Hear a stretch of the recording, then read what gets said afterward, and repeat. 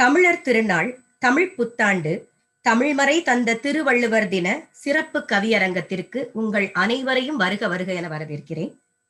நம் கவியரங்கத்திற்கு தலைமை தாங்க வந்திருக்கும் திருமிகு கவிஞர் சல்மா அவர்களை பற்றிய சிறு குறிப்பு. விழிப்புணர்வு விதைகளை எங்கும் தூவி வரும் துவரங்குறிச்சியில் பிறந்த துணிச்சலும், சமத்துவ பொங்கல் வைத்த சாதனை பெண்ணும், பொன்னம்பட்டியில் பொறுப்பான மன்ற தலைமையும் வகித்த நமது அன்பிற்கினிய சல்மா அவர்களை வருக வருகவென வரவேற்கிறேன். இவர்கள் எழுதிய கவிதை நூல்கள் 2, ஒரு மாலையும் இன்னொரு மாலையும், பச்சை தேவதை, நாவல்கள் 2, 2ஆம் ஜாமங்களின் கதை, மனாமியங்கள், சாபம் என்ற சிறுகதையை எழுதியிருக்கிறார். கனவு வெளி பயணம் என்ற பயண நூலையும் கொடுத்திருக்கிறார். இவருடைய படைப்புகள் அனைத்தும் மொழிபெயர்க்கப்பட்டு பல மொழிகளில் வலம் வருகிறது. 14க்கும் மேற்பட்ட விருதுகளை இவரின் ஆவணப்படம் சர்வதேச அளவில் பெற்றுள்ளது. இவரது ஆவணப்படத்தின் தயாரிப்பாளர் கிம் லாங்கினோட்டோ. இவர் தயாரித்த இந்த படத்தின் பெயர் சல்மா. 2013 வெளிவந்து பல விருதுகளையும் பெற்று 11 நாடுகளில் ஒளிபரப்பப்பட்டு அனைவராலும் போற்றப்பட்டது. இதற்கு இவர் வாங்கிய விருதுகள் ஏராளம். அதில் 2019 மகாகவி கன்ஹயாலால் சேத்தியா விருதை பெற்றுள்ளார். இது ஜெய்ப்பூர் லிட்ரேச்சர் ஃபெஸ்டிவலில் இவருக்கு கொடுக்கப்பட்டது. இது தவிர பெர்லின் இன்டர்நேஷனல் பிலிம் ஃபெஸ்டிவல் மற்றும் டாக்கா இன்டர்நேஷனல் பிலிம் ஃபெஸ்டிவல் இதற்கும் இவர் பரிந்துரைக்கப்பட்டார் என்பது குறிப்பிடத்தக்கது. அவருக்கு மனமார்ந்த வாழ்த்துக்கள். சிகாகோ பல்கலைக்கழகத்தில் இவரது படைப்புகளை முன்வைத்து நார்மன் கட்லர் நினைவு கருத்தரங்கு நடைபெற்றது. இவர் வென்ற பிற விருதுகள் பெரியார் விருது, கதா விருது ஆகியவை. இவர் ஒரு சிறந்த பேச்சாளர், தெளிந்த சிந்தனையாளர், தீர்க்கமான அறிவுக்கு சொந்தக்காரர். இவர் எழுதிய கவிதை வரிகளில் பல எனக்கு பிடித்திருந்தாலும் உங்களுக்காக சில வரிகள். கூடு தேடிச் செல்லும் பறவை கூட்டம் பொருட்படுத்துவதே இல்லை எனது வீட்டின் ஒற்றை மரத்தினை. அருமையான வரிகள். அம்மா வாங்க, கவியரங்கத்தை தொடங்கி வைங்க. வணக்கம்.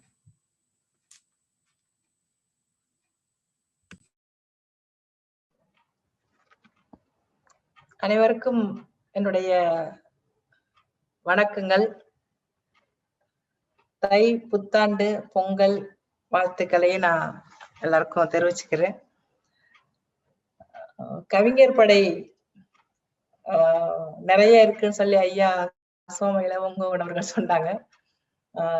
அமெரிக்காவுக்கு வந்திருக்கப்போ எனக்கு தெரிஞ்ச இன்னொரு விஷயம் என்னன்னா, பெரியார் படை அங்க நிறைய இருக்கு, கலைஞர் படை நிறைய இருக்கு அப்படிங்கிறதே நான் கடந்த ஆண்டு நேர்ல பார்த்து பிரமித்த ஒரு விஷயம். அதற்காகவே தனியாக ஒரு என்னுடைய மகிழ்ச்சியை வெளிப்படுத்தலாம் அப்படின்னு நான் நினைக்கிறேன். சுழன்றும் ஏற்பண்ணது உழவு, அதனால் உழந்தும் உழவே தலை. இது இந்த திருவள்ளுவருடைய கூற்றின்படி இன்றைக்கு இந்த வருடம் தைப்பொங்கல் மிக சிறப்பாக புத்தாண்டு எல்லாம் சேர்ந்து கொண்டாடி இருக்கோம். எல்லாருமா சேர்ந்து இந்த ஆண்டு மிக சிறப்பான ஒண்ணாகவும் இருக்கணும்.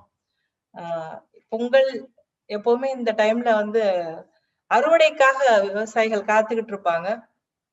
ஆனால் இந்த வருடம் மிக கடுமையான மழை, ஒரு ஒட்டுமொத்த பயிரையும் அறுவடை செய்ய முடியாத ஒரு நிலையில் தான் இன்னைக்கு தமிழ்நாட்டுல இன்னைக்கு விவசாயிகளுடைய நிலை. ஏன்னா தைப்பொங்கல் அப்படிங்கிறது நம்முடைய சந்தோஷத்திற்கான ஒரு தினமா தான் நம்ம பார்த்தோம். அது தமிழர்களுடைய திருநாள், நம்ம அதை கொண்டாடிட்டு இருந்தோம். ஆனா அதற்கான விஷயம் வந்து இன்னைக்கு வேற மாதிரி ஆயிடுச்சு மழையினால.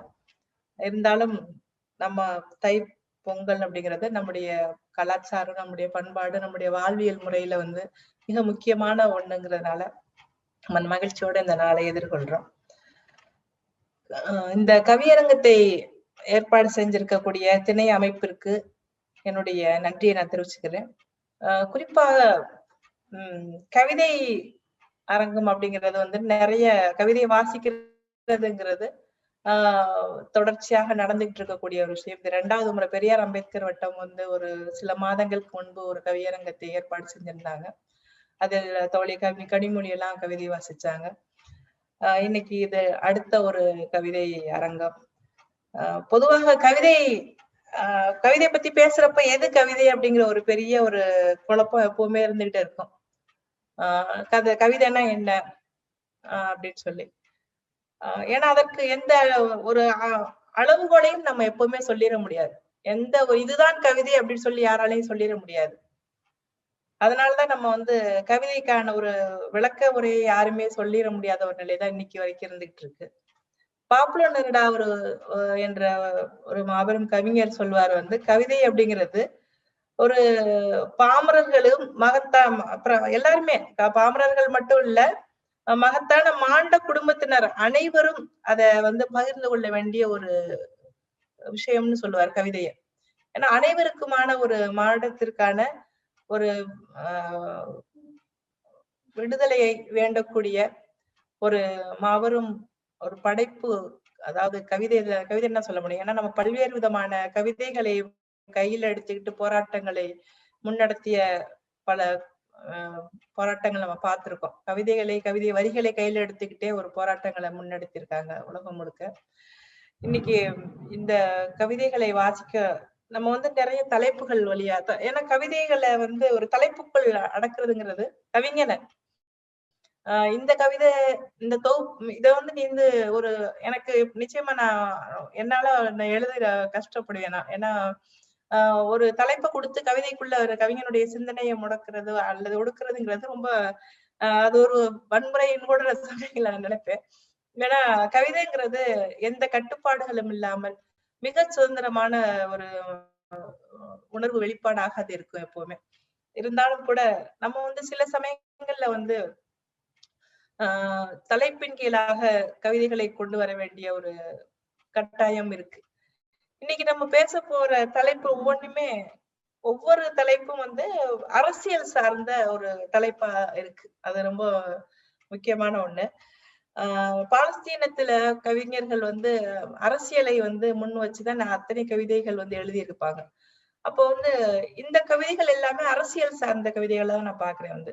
ஏன்னா ஒவ்வொன்றுக்கும் ஒவ்வொரு விதமான எல்லா இலக்கியமே அரசியல் தான். எல்லா இந்த கவிதைகள் எல்லாமே ஒரு விதமான அரசியல் நிலைப்பாட்டை முன்வைக்கக்கூடிய கவிதைகள். இன்னைக்கு நவீன கவிதை ரொம்பவும் மௌனமாகவும் சப்தம் இல்லாமலும் சில துருத்தாத, அதாவது மிருதுவான வார்த்தைகளாலும் மௌனத்தினாலும் தான் அந்த கவிதை இன்னைக்கு முன்னெடுத்து செல்லப்படுது. ஏன்னா கவிதை ஒவ்வொரு தருணத்திலையும் படிமங்களால ஒரு சில சமயங்கள்ல கொண்டாடப்பட்டது.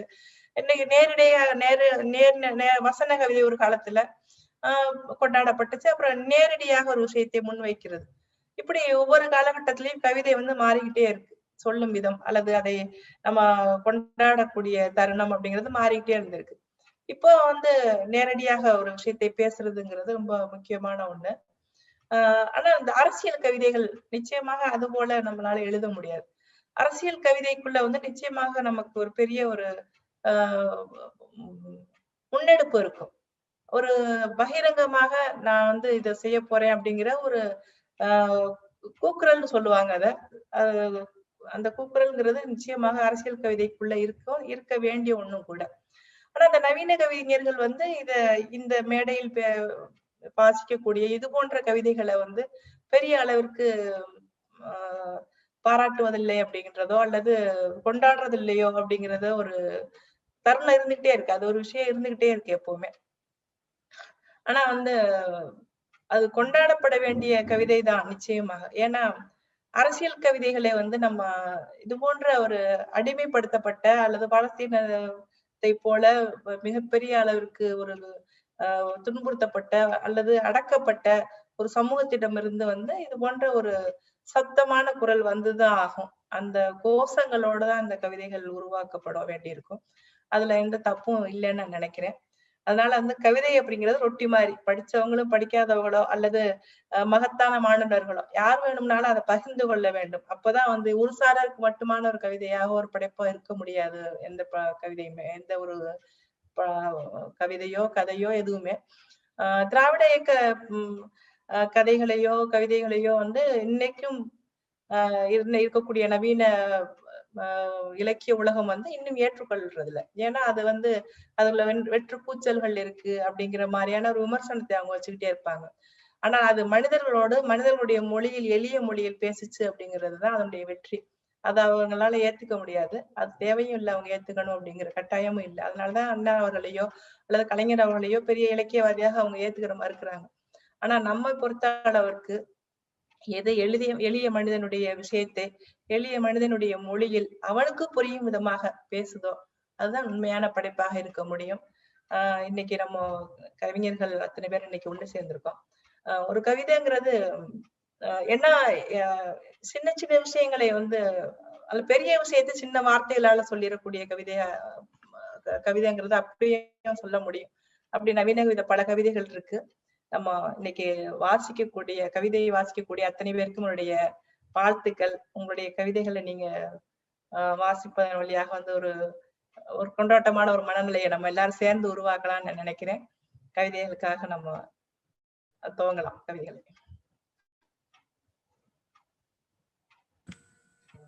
நன்றிம்மா, மிக்க நன்றி. இப்போ கவியரங்கத்துக்குள்ள போகலாம். முதல் கவிதையை கொடுக்க வருபவர் கனிமொழி. இவரை பற்றிய சிறு குறிப்பு. வழக்கறிஞர், கவிஞர், பெரியார் அம்பேத்கர் படிப்பு வட்டத்தின் அமெரிக்க ஒருங்கிணைப்பாளரில் ஒருவர். வல்லினச் சிறகுகள், கொக்கரக்கோ ஆகிய இதழ்களின் ஆசிரியர் குழுவில் இயங்கி வருகிறார். தி காமன் சென்ஸ், சிறகு ஆகிய மின் இதழ்களில் கட்டுரைகள் எழுதி வருகிறார். அண்மையில் மகாகவி தமிழன்பன் விருது பெற்றிருக்கிறார். அவன் நிற்கிறான் என்ற கவிதைக்காக இந்த விருது வழங்கப்பட்டது. மெல்ல நகும் மெல்லியலால் மேனி குலுங்கி சிரித்தால் மேதினிக்கு என்ன பிழை? ஆத்திரத்தில் ஒரு வார்த்தை விட்டுவிட்டால் சாத்திரமே சரிந்து போனதாய் பதட்டம் கொள்கிறார். பிடித்ததை பெண்கள் செய்தால் பின் விளைவை சந்திப்பாய் என மிரட்டல் விடுக்கப்படும். இப்படியான நம்ம பெண்ணியம் பற்றி தன்னுடைய கருத்துக்களை பகிர வருகிறார் கனிமொழி. கவிஞர் கனிமொழி, வாங்க. தமிழர்களுக்கு எதில் வேண்டும் விழிப்புணர்வு? பெண்ணியம். ஒரு மாலையும் இன்னொரு மாலையும் எனும் ஒப்பற்ற கவிநூல் தூரிகை வரைந்த கவியரங்க நடுவருக்கு முதல் வணக்கம். என்னுடன் கவி பாடும் கவிவாணர்களுக்கும் வணக்கம். விழிப்புணர்வு எதில் வேண்டும் தமிழர்க்கு? விழி உண்டு தமிழர்க்கு, உணர்வுண்டா தமிழர்க்கு? விழி பாதை காட்டும், உணர்வின் குவியலாய் உள்ள மனிதியின் மனம் காட்டுமா? பொம்பள சிரிச்சா போச்சு எனும் வெற்று சொற்கூட்டை பண்பிலாது பயன்படுத்தும் கூட்டத்திற்கு பெண்ணிடம் பண்பாய் நட என்பது அறிவிற்கு ஊட்டமா? பிராணநாதா காலத்தில் சுழலும் சழக்கர்களை ஏட்டு படிப்பும் ஏற்றமிகு வேலையும் மிடுக்கான தோற்றமும் ஒரு மாற்றமும் நிகழ்த்தவில்லை அவர்கள் மனதில். நூதன ஆணாதிக்கம் கற்று தெளிந்துள்ள மில்லியனல் மண்களிடமும் பெண்ணியத்திற்கான ஒரு நீண்ட பட்டியல் உண்டு. இந்த பட்டியல் அவியலுக்குத்தான் உகந்தது என்ற உண்மை உரைத்தாலும் அரை அங்குலம் கூட மூளை படிமங்களில் ஏறுவதே இல்லை. பெண்ணியம் எனின் ஈயமா பித்தளையா என பகடி பேசும் முட்டாள் தீவட்டிகளுக்கும், பெண்ணியம் இயம்பினால் இவ குடும்பத்துக்கு உதவ மாட்டா என முகத்தை திருப்பிக் கொள்ளும் மூத்த குடிகளுக்கும், திருமணம் முறித்து கொள்ளும் தவிட்டு மூளைகளுக்கும், கம்பத்தில் கட்டி வைத்து அடிக்கணும் எனும் கிராமத்து ஆண்டை குஞ்சுகளுக்கும் பெண்ணியத்தை புரிய வைக்க இயலுமா?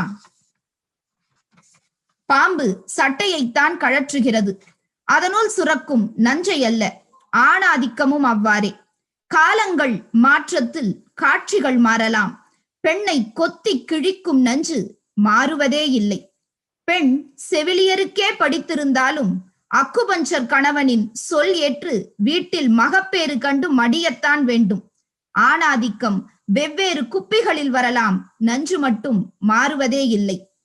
இயல்பாய் பல இடங்கள் தனித்து சுற்றி வந்தாலும், நறுக்கிய முடியுடன் உதட்டு சாயம் சற்றே தூக்கலாய் போட்டிருந்தாலும், கண்ணிமைகளில் மை அதிகமாய் தீட்டியிருந்தாலும், கோபத்தில் வசவுகளை உரத்து கத்தினாலும், ஆண் நண்பனை கட்டி அணைத்து நட்பை வெளிப்படுத்தினாலும், அவளுக்கு விரும்பா உறவிலிருந்து மனவிலக்கு பெற்றாலும், காதல் 3, 4 என தொடர்ந்தாலும், திருமணம் மறுத்து தனித்து நடந்தாலும், சேர்ந்து வாழ்தல் போதும் என்றாலும், திருமணத்தில் குழந்தை வேண்டாம் என முடிவெடுத்தாலும், ஓய்வு பொழுதை மாதுவின் நெடிலுடைத்து குறிலுடன் கழித்தாலும், 6ஆம் விரலுடன் நட்புடன் இருந்தாலும், பூசை அறையை நூலகமாய் மாற்றினாலும், உடல் தெரிய உடுப்புகள் அணிந்தாலும், சமைத்தல் வெறுத்து இசையில் புதைந்தாலும், சுமக்கும் கருவை வேண்டாம் என முடிவெடுத்தாலும், இணையும் இரவில் அவளே இயக்கமானாலும், அவளை அவளின் இயல்பில் பார்த்து அலர்பேசா நாக்குடன் கடந்து போக யாரால் முடிகிறதோ அங்கே பெண்ணியத்தின் வேர் பிடிக்கிறது. ஓர் இறகாய் பெண்ணின் மனதை அனுமதிக்கும் மனங்களில் பெண்ணியம் ஊன்றி தழைக்கும். ஓ, எப்படியானாலும் ஆட்டம் போடுவாளாம், கேட்கக்கூடாதா என நாக்கு துருத்தி வரும் சொற்கள் ஒருபோதும் பெண்ணியம் பழகாது. கோலம் போடுவதில், ஆட்டுக்கள் ஆட்டுவதில் பெண்களின் பெருமை பெருகும் என திரியும் அந்த ஆண்மை திமிரை தூசி என கடப்பதே பெண்ணியம். உயிரின் சுயத்தை உறிஞ்சி பண்பாட்டு பாட்டெழுதும் கனவான்களுக்கு நில அதிர்ச்சி வந்தது போலத்தான் இருக்கும். இருக்கட்டும், இது என் வாழ்க்கை என முன்முடிவு முன்னுரைகளை முகத்தில் கிழித்தெறிந்து நடக்கும் பெண்ணியம். பெண்ணின் அன்பு, பெண்ணின் தாய்மை, பெண்ணின் கரு, பெண்ணின் சாயல் எல்லாம் எல்லாம் அவளை புதைச்சேற்றில் புதைக்கும் என்றால் பெண்மை துறக்க பெண்ணியம் துளிர்க்கும். இத்தனைக்கும் பிறகும் என்ன பெரிய இவ மாதிரி கவிதை வடிக்கா என எந்த வாய் முணுமுணுக்கிறதோ மன்னிக்கவும், அங்கே விழிப்பே வாய்ப்பில்லை. அதனால் என்ன, ஒருபோதும் என் கவிதை துவளாது. நன்றி, வணக்கம்.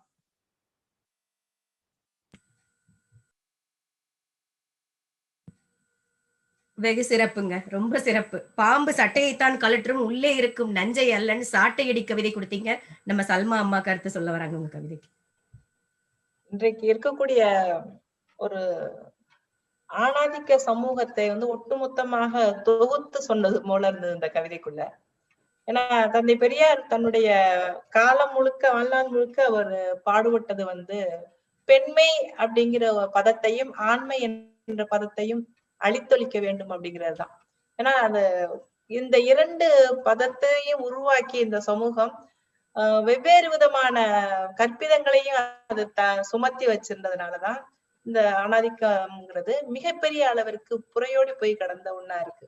ஆனா இன்னைக்கு அதை உடைச்சி எறிய வேண்டிய ஒரு கட்டாயத்தை இத்தனை ஆண்டுகளுக்கு பிறகும் நம்ம இன்னும் அதை சுமந்துகிட்டு இருக்கோம். அதை ஏற்றுக்கொள்வதற்கான மனநிலையில இன்னைக்கு ஆண்கள் இல்ல. அது மட்டும் இல்லாம பெண்களுடைய இந்த சிந்தனை மாற்றத்தை பெண்களாலேயே ஏற்றுக்கொள்ள முடியாத ஒரு காலகட்டத்தில் நம்ம வாழ்ந்துகிட்டு இருக்கோம்.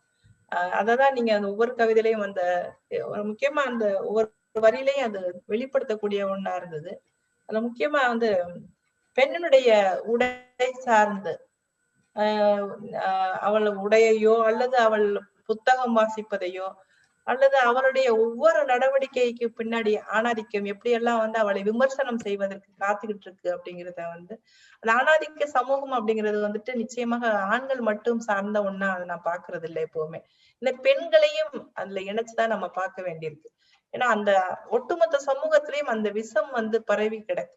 இன்னைக்கு பெண்கள் மீது வன்முறை நடக்கும் பொழுது, பாலியல் வன்முறை நடக்கும் பொழுது ஆண்களும் பெண்களும் சொல்லக்கூடிய ஒரே ஒரு வார்த்தை, ஏன் பெண்கள் தனியாக போனாங்க, பெண்கள் ஏன் இந்த மாதிரியான உடை அணிந்தார்கள் அப்படிங்கிற ஒரு மிகப்பெரிய ஒரு விமர்சனத்தை பெண் மீதே சுமத்துறதை நம்ம பார்த்துட்டு இருக்கோம். குற்றவாளியாக பெண்ணை மாற்றுவதற்கு இந்த சமூகம் முயற்சி செஞ்சுக்கிட்டே இருக்கு. இது தன்னுடைய கவிதையில மிக சிறப்பாக ஒரு வரின்னு சொல்ல முடியாது, ஒவ்வொரு வரியிலையுமே அந்த தொகுத்து அந்த கருத்து எல்லா கருத்துகளையும் ஒண்ணு சேர கனிமொழி கொடுத்திருந்தாங்க. ரொம்ப சிறப்பான ஒரு கவிதை. ஏன்னா நம்ம நம்முடைய பேசா பொருளை நம்ம பேச வேண்டிய ஒரு காலகட்டத்துல இருக்கோம். இதெல்லாம் இன்னைக்கு நமக்கு எதிராக கட்டமைக்கப்பட்டிருக்கோ அதை நம்ம கவிதைகளின் வழியாகவோ அல்லது கட்டுரைகளின் வழியாகவோ அல்லது மேடை பேச்சின் வழியாகவோ ஏதோ ஒரு விதத்தில் இலக்கியத்தின் வழியாக நம்ம இந்த சமூகத்தை நோக்கி பேசுவதற்கு அல்லது நகர்த்தி செல்வதற்கு இந்த இது போன்ற ஒரு விழிப்புணர்வு கவிதை ரொம்ப அடிப்படையான ஒரு தேவையும் கூட. மிக அற்புதமான ஒரு கவிதை. பெண்ணியம் அப்படிங்கிறது இன்னைக்கு மட்டும் இல்ல, எப்பெல்லாம் சில்வியா பிளாத்ல இருந்து ஒரு பெண்ணுடைய தோல்வியை இந்த சமூகம் உருவாக்கிக்கிட்டே இருந்திருக்கு. பெண்ணியம் பேசக்கூடிய ஒவ்வொரு பெண்ணுக்கும் மிகப்பெரிய ஒரு இழிவையும் அழிவையும் உருவாக்கி கொடுத்திருக்கு இந்த சமூகம், பரிசா கொடுத்திருக்கு. நாம தொடர்ந்து நம்முடைய கவிதைகள் வழியாக அதை பேசுவோம். அதை அப்படி பேசுவதன் வழியாகத்தான் நம்ம அதை கடந்து செல்ல முடியும் அப்படின்னு நான் நினைக்கிறேன். என்னுடைய ஒரு கவிதையில நான் எழுதியிருப்பேன், அதாவது ஒரு மொட்டை மாடியிலும் அல்லது சோற்றிலையும் தாவி திரிகிற குரங்குக்கு தன்னுடைய வயிற்றில் இருக்கக்கூடிய கரு யாரோடது அப்படின்னு தெரியுமா அப்படின்னு சொல்லி அதுல பின்னணியில இருக்கக்கூடிய அந்த கற்பு அல்லது கற்புங்கிற ஒரு விஷயத்தை ஒட்டி சமூகம் பெண்ணை எப்படி கட்டுப்படுத்தி வச்சிருக்கு அப்படிங்கறத அந்த கவிதையில சொல்ல முயற்சி செஞ்சிருப்பேன். இன்னைக்கு உங்களுடைய கவிதையில எல்லா விதமான பெண்ணுக்கு எதிரான அத்தனை சிந்தனைகளையும் அத்தனை விஷயங்களையும் ஒரே சேர நீங்க கொடுத்திருக்கீங்க. அது ரொம்ப முக்கியமான சில வரிகள் இருக்கு. அதாவது இணையும் பொழுது வரக்கூடிய ஒரு தடுமாற்றம், அந்த விஷயத்தையும் நீங்க அதை முன்வச்சிருக்கீங்க. ஏன்னா அது ரொம்ப முக்கியமான ஒண்ணு. அது பெண் எதெல்லாம் பேசக்கூடாது அப்படின்னு சமூகம் சொல்லுதோ அதுல ரொம்ப முக்கியமான ஒரு விஷயம் அதுதான். சிறப்பான கவிதை கனிமொழி. தொடர்ந்து உங்களுடைய கவிதைகள்ல பார்த்துட்டு இருக்கேன். ரொம்ப சந்தோஷம். தொடர்ந்து எழுதுங்க. நன்றிங்கம்மா, மிக்க மகிழ்ச்சி. வாழ்த்துக்கள் கனிமொழி. அடுத்ததாக கல்வியில் வேண்டும் விழிப்புணர்வு தன்னுடைய கவிதையை பாட வருபவர் வெங்கட் நடராஜன். இவரை பற்றிய சிறு குறிப்பு. இவர் கவிஞர், எழுத்தாளர், தென் கரோலினாவை சேர்ந்தவர். ஐயம்பட்டி, தருமபுரி மாவட்டம் பிறந்த ஊர். ஃபெட்னாவில் கீழடி நம் தாய்மடி என்ற கவிதை அரங்கில் கவிதை பாடி முதலிடம் பெற்றவர். இவர் வாங்கிய விருதுகள் பாவலர், இலக்கிய இளவல், பானர் ஆகிய விருதுகளை பெற்றுள்ளார். இவர் நிகழ்ச்சி ஒருங்கிணைப்பார், தலைமை வகித்திருக்கிறார் சில கவியரங்கங்களுக்கு, பட்டிமன்ற பேச்சாளர். சமக்கல்வி திட்டத்தை சட்டமாக்காதவரை, பட்டப்படிப்பை பகல் கொள்ளையாக்குவோரை, மாணவனின் நம்பிக்கையை மரணித்தவனை, சுய முயற்சியை சுக்கு நூறாக்குபவரை, இதெல்லாம் விழிப்புணர்வு வேணுங்கிறத பத்தி அவர் என்ன சொல்ல வர்றாருன்னு பார்க்கலாம். வாங்க வெங்கட், உங்க கவிதையை தாருங்கள். நன்றி ஆனந்தி. அனைவருக்கும் எனது பொங்கல் வாழ்த்துக்கள். இந்த நிகழ்ச்சியை ஏற்பாடு செய்து சிறப்பாக நடத்தி கொண்டிருக்கும் திணை அமைப்பு மற்றும் தலைமை ஏற்றிருக்கும் கவிஞர் சல்மா மற்றும் சக கவிஞர்கள் அனைவருக்கும் எனது முதற்கண் வணக்கம். கவிதைக்கு செல்லலாம். கற்பதெல்லாம் கல்வி, கற்பதெல்லாம் கல்வி, கண்ணின் கருவிழி கல்வி. உணர்வதெல்லாம் கல்வி, உலக வாழ்க்கை கல்வி. ஆதி மனிதன் தமிழன், ஆதி மனிதன் தமிழன், அவனுடன் தோன்றிய கல்வி. பாதியில் சற்று அயர்ந்தோம், பயணம் மீண்டும் தொடர்வோம். மக்கள் மாக்களாக திரிந்தபோது, மக்கள் மாக்களாக திரிந்தபோது மனிதனாக மாறிய தமிழன். முதல் மொழி கற்று, முதல் மொழி கற்று மூத்த குடியான முதல்வன். விலங்கிலிருந்து வேறுபடுத்த வேண்டும் நற்கல்வி, மனிதனை மேம்படுத்தி மேன்மை செய்யும் கல்வி. கொள்ளையடிக்கும் கல்வி சற்று கவனமாயிரு, தெரிய வேண்டியதை சந்தையில் தேர்வு செய்து படி.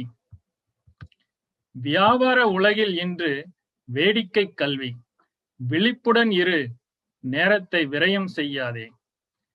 பக்கத்தில் இருப்பவனை ஒப்பிட்டு பார்த்து பகட்டுக்காக படிக்காதே, பணத்தை வீணடிக்காதே.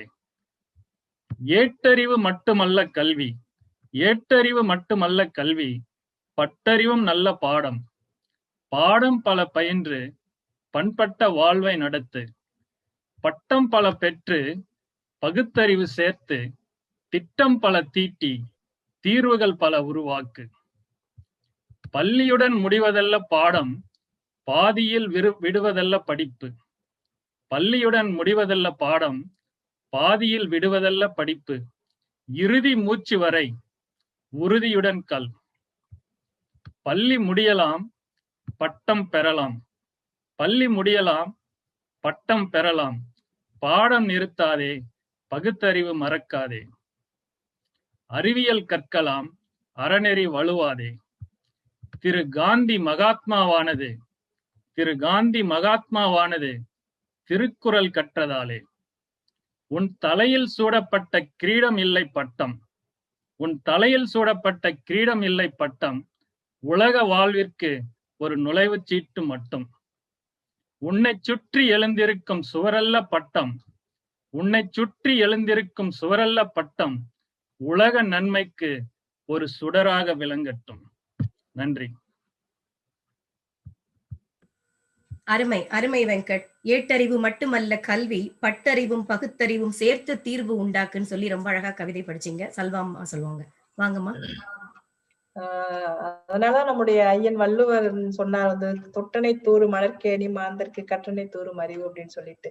ஏன்னா கல்வின்றது வந்து அத வந்து நம்ம இதுதான் கல்வி அப்படின்னு நம்ம சொல்ல முடியாத அளவுக்கு எல்லாத்துலயுமே நமக்கு கற்றுக்கொள்வதற்கு எவ்வளவு விஷயங்கள் இருக்கு. அனுபவமாக இருக்கட்டும், அல்லது வாழ்க்கையில நமக்கு எவ்வளவு விஷயங்கள் கற்றுக்கொள்ளக்கூடிய ஒண்ணா இருக்கு.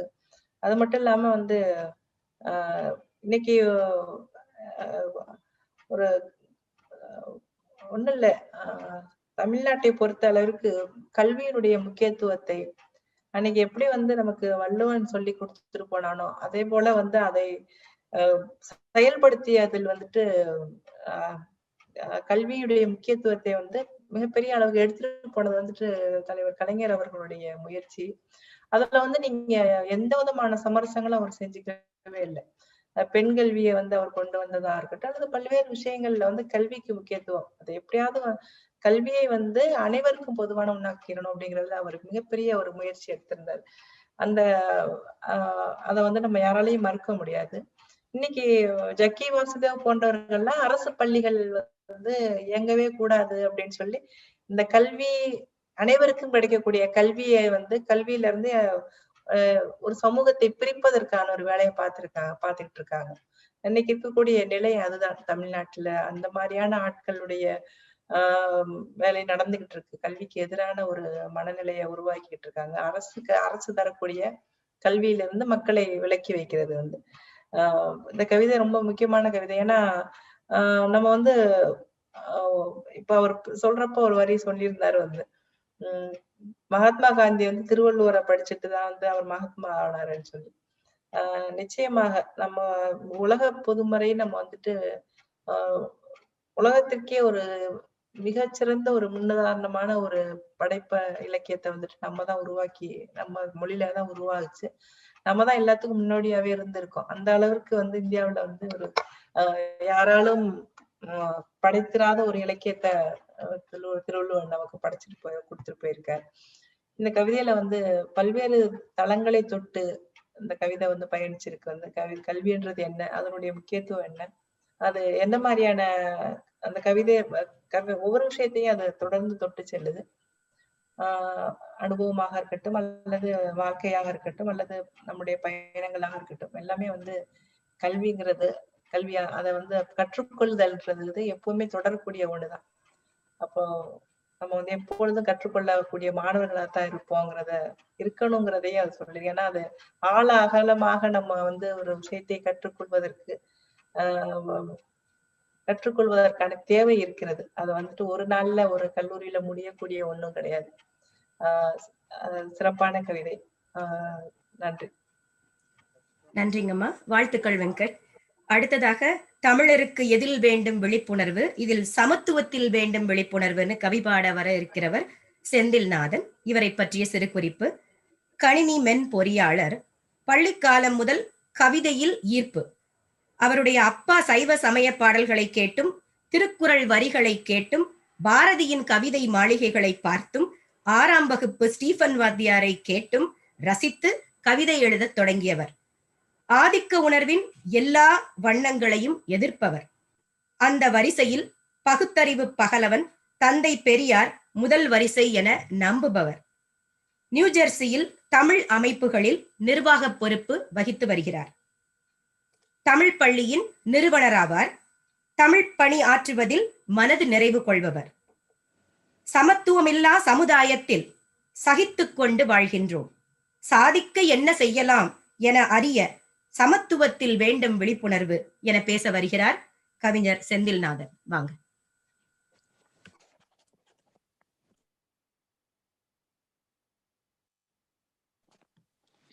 அனைவருக்கும் வணக்கம். அன்னை தமிழுக்கு முதல் வணக்கம். அருமை தோழர்களே, என் வணக்கம். சமத்துவம் பாட வந்தேன், நான் சமத்துவமின்மையை சாட வந்தேன். எல்லா மனிதரும் சமம் என்று எழுதி வைத்தார் பிரகடனம். US டிக்ளரேஷன் ஆஃப் இண்டிபெண்டன்ஸ்ல ஆல் மென் ஆர் கிரியேட்டட் ஈக்குவல்னு போட்டிருப்பாங்க. ஆண்டுகள் 500 ஆனாலும் சமத்துவம் உண்டா அமெரிக்காவில்? காவலர் காரை கண்டுவிட்டால் வேகம் குறைத்து செல்கவென கருப்பினத்தாயும் சொல்வதுதான் இன்றும் இருக்கிற நிலையென்றோ? காவலர் காரை கண்டுவிட்டால் வேகம் குறைத்து செல்கவென கருப்பினத்தாயும் சொல்வதுதான் இன்றும் இருக்கிற நிலையென்றோ? பெண்ணை தெய்வம் என்றழைத்தோம், பெண்ணை தெய்வம் என்றழைத்தோம், கோயிலை கட்டினோம், காவியம் பாடினோம், அடிமைக்கு செய்கிற அலங்காரமா, எதிர்குரல் அடக்கிடும் சதிவேளையா, கற்றலில் தொடங்கி ஆள்வது வரையில் சமநிலை பெறுகின்ற நாளென்று வருமோ? கற்றலில் தொடங்கி ஆள்வது வரையில் சமநிலை பெறுகின்ற நாளென்று வருமோ? மனிதனும் விலங்கும் ஒன்றல்ல, விலங்கிலும் சாதிகள் பல உண்டு, இறைவன் அறிந்தே படைத்துள்ளான், அவனே படிகள் அமைத்துள்ளான். மனிதனும் விலங்கும் ஒன்றல்ல, விலங்கிலும் சாதிகள் பல உண்டு, இறைவன் அறிந்தே படைத்துள்ளான், அவனே படிகள் அமைத்துள்ளான். இப்படி சொன்னவன் மேலிருக்க ஏற்றவர் இழிவில் வீழ்ந்து விட்டார். இப்படி சொன்னவர் மேலிருக்க நாம் ஏற்றோம் இழிவில் விழுந்து விட்டோம்.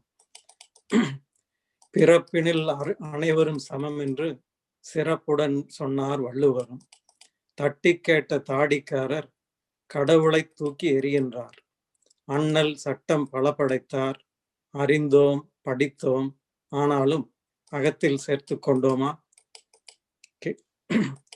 சமநிலை மறந்த மனிதனுக்கு இயற்கையின் சீற்றம் இடித்துரைக்கும். மனங்கள் மாறிடும் நாள் வரைக்கும் சட்டம் அவனை தடுத்திடணும். வேண்டும் எங்கும் ஒதுக்கீடு, அது வீழ்ந்தவர் உரிமை, வேந்தரின் கடமை. இடஒதுக்கீடு, இந்த சட்டங்கள் இவையெல்லாம் தான் சமத்துவம் வர்ற வரைக்கும் அவசியமான தேவைகள்னு நான் சொல்ல வர்றேன். இப்போ போன வாரத்தில் நடந்த அமெரிக்காவில் சமத்துவமின்மையின் காரணமாக நடந்து கொண்டிருக்கின்ற பெரிய அரசியல் நாடகங்களை குறித்த அடுத்த பகுதி. சாதாரணனின் கையெழுத்துக்கு பொன்முலாமிட்டு கொண்டிருந்தது சரித்திர பேரேடு. நம்பிக்கை மலர்களின் நெரிசலில் திணறின வாஷிங்டன் வழித்தடங்கள். கருப்பு கால்பட்டு புனிதமடைந்தது வெள்ளை மாளிகை. கருப்பு கால்பட்டு புனிதமடைந்தது வெள்ளை மாளிகை. ஒபாமா போன சமயத்துல காட்சிகள் மாறின. கோர நிறங்களை வெண்தோல் மறைக்க, கொடிகள் கடற்பாறைகளாய் கோட்டை மீது இடிக்க, கருப்பு தூரிகை அடுத்த பக்கத்தை கிறுக்களாய் நரைத்தது. வரலாற்று பேரேட்டின் அடுத்த பக்கம் கருப்பு பக்கமானது. ஆணவ ஆட்டம் என்று ஆவணம் செய்துவிட்டு சாதாரணங்களுக்கு சாவியை மீட்டுக் கொடுப்போம். சமமில்லை என்றழைத்தவரை சாதிக்க அழைப்போம். வாங்க அடுத்த இந்த வாரத்துல வரப்போற நிகழ்ச்சிக்கு வரவேற்பு சொல்லுவோம். இந்த அறிவால் இணைந்தால் மானுடம் தழைக்கும். வருகிற பக்கங்கள் வண்ணமாய் அமையும். சரித்திரத்தின் வருகிற பக்கங்கள் வண்ணமாய் அமைய வாழ்த்துக்களோடு இந்த தைப்பொங்கல் வாழ்த்துக்களையும் உங்கள் அனைவருக்கும் சொல்லி நன்றி கூறி விடைபெறுகிறேன். நன்றி, வணக்கம். அருமை அருமை கவிஞரே. கற்றலில் தொடங்கி ஆழ்வது வரையில் சமநிலை பெறுகின்ற நாள் ஒன்று வருமோன்னு உங்க ஏக்கத்தை பதிச்சுட்டு போயிருக்கிறீங்க. அம்மா என்ன சொல்றாங்கன்னு கேட்போம். வாங்கம்மா. இந்த கவிதை இப்போ நம்ம வாசிச்ச ஒவ்வொரு கவிதையுமே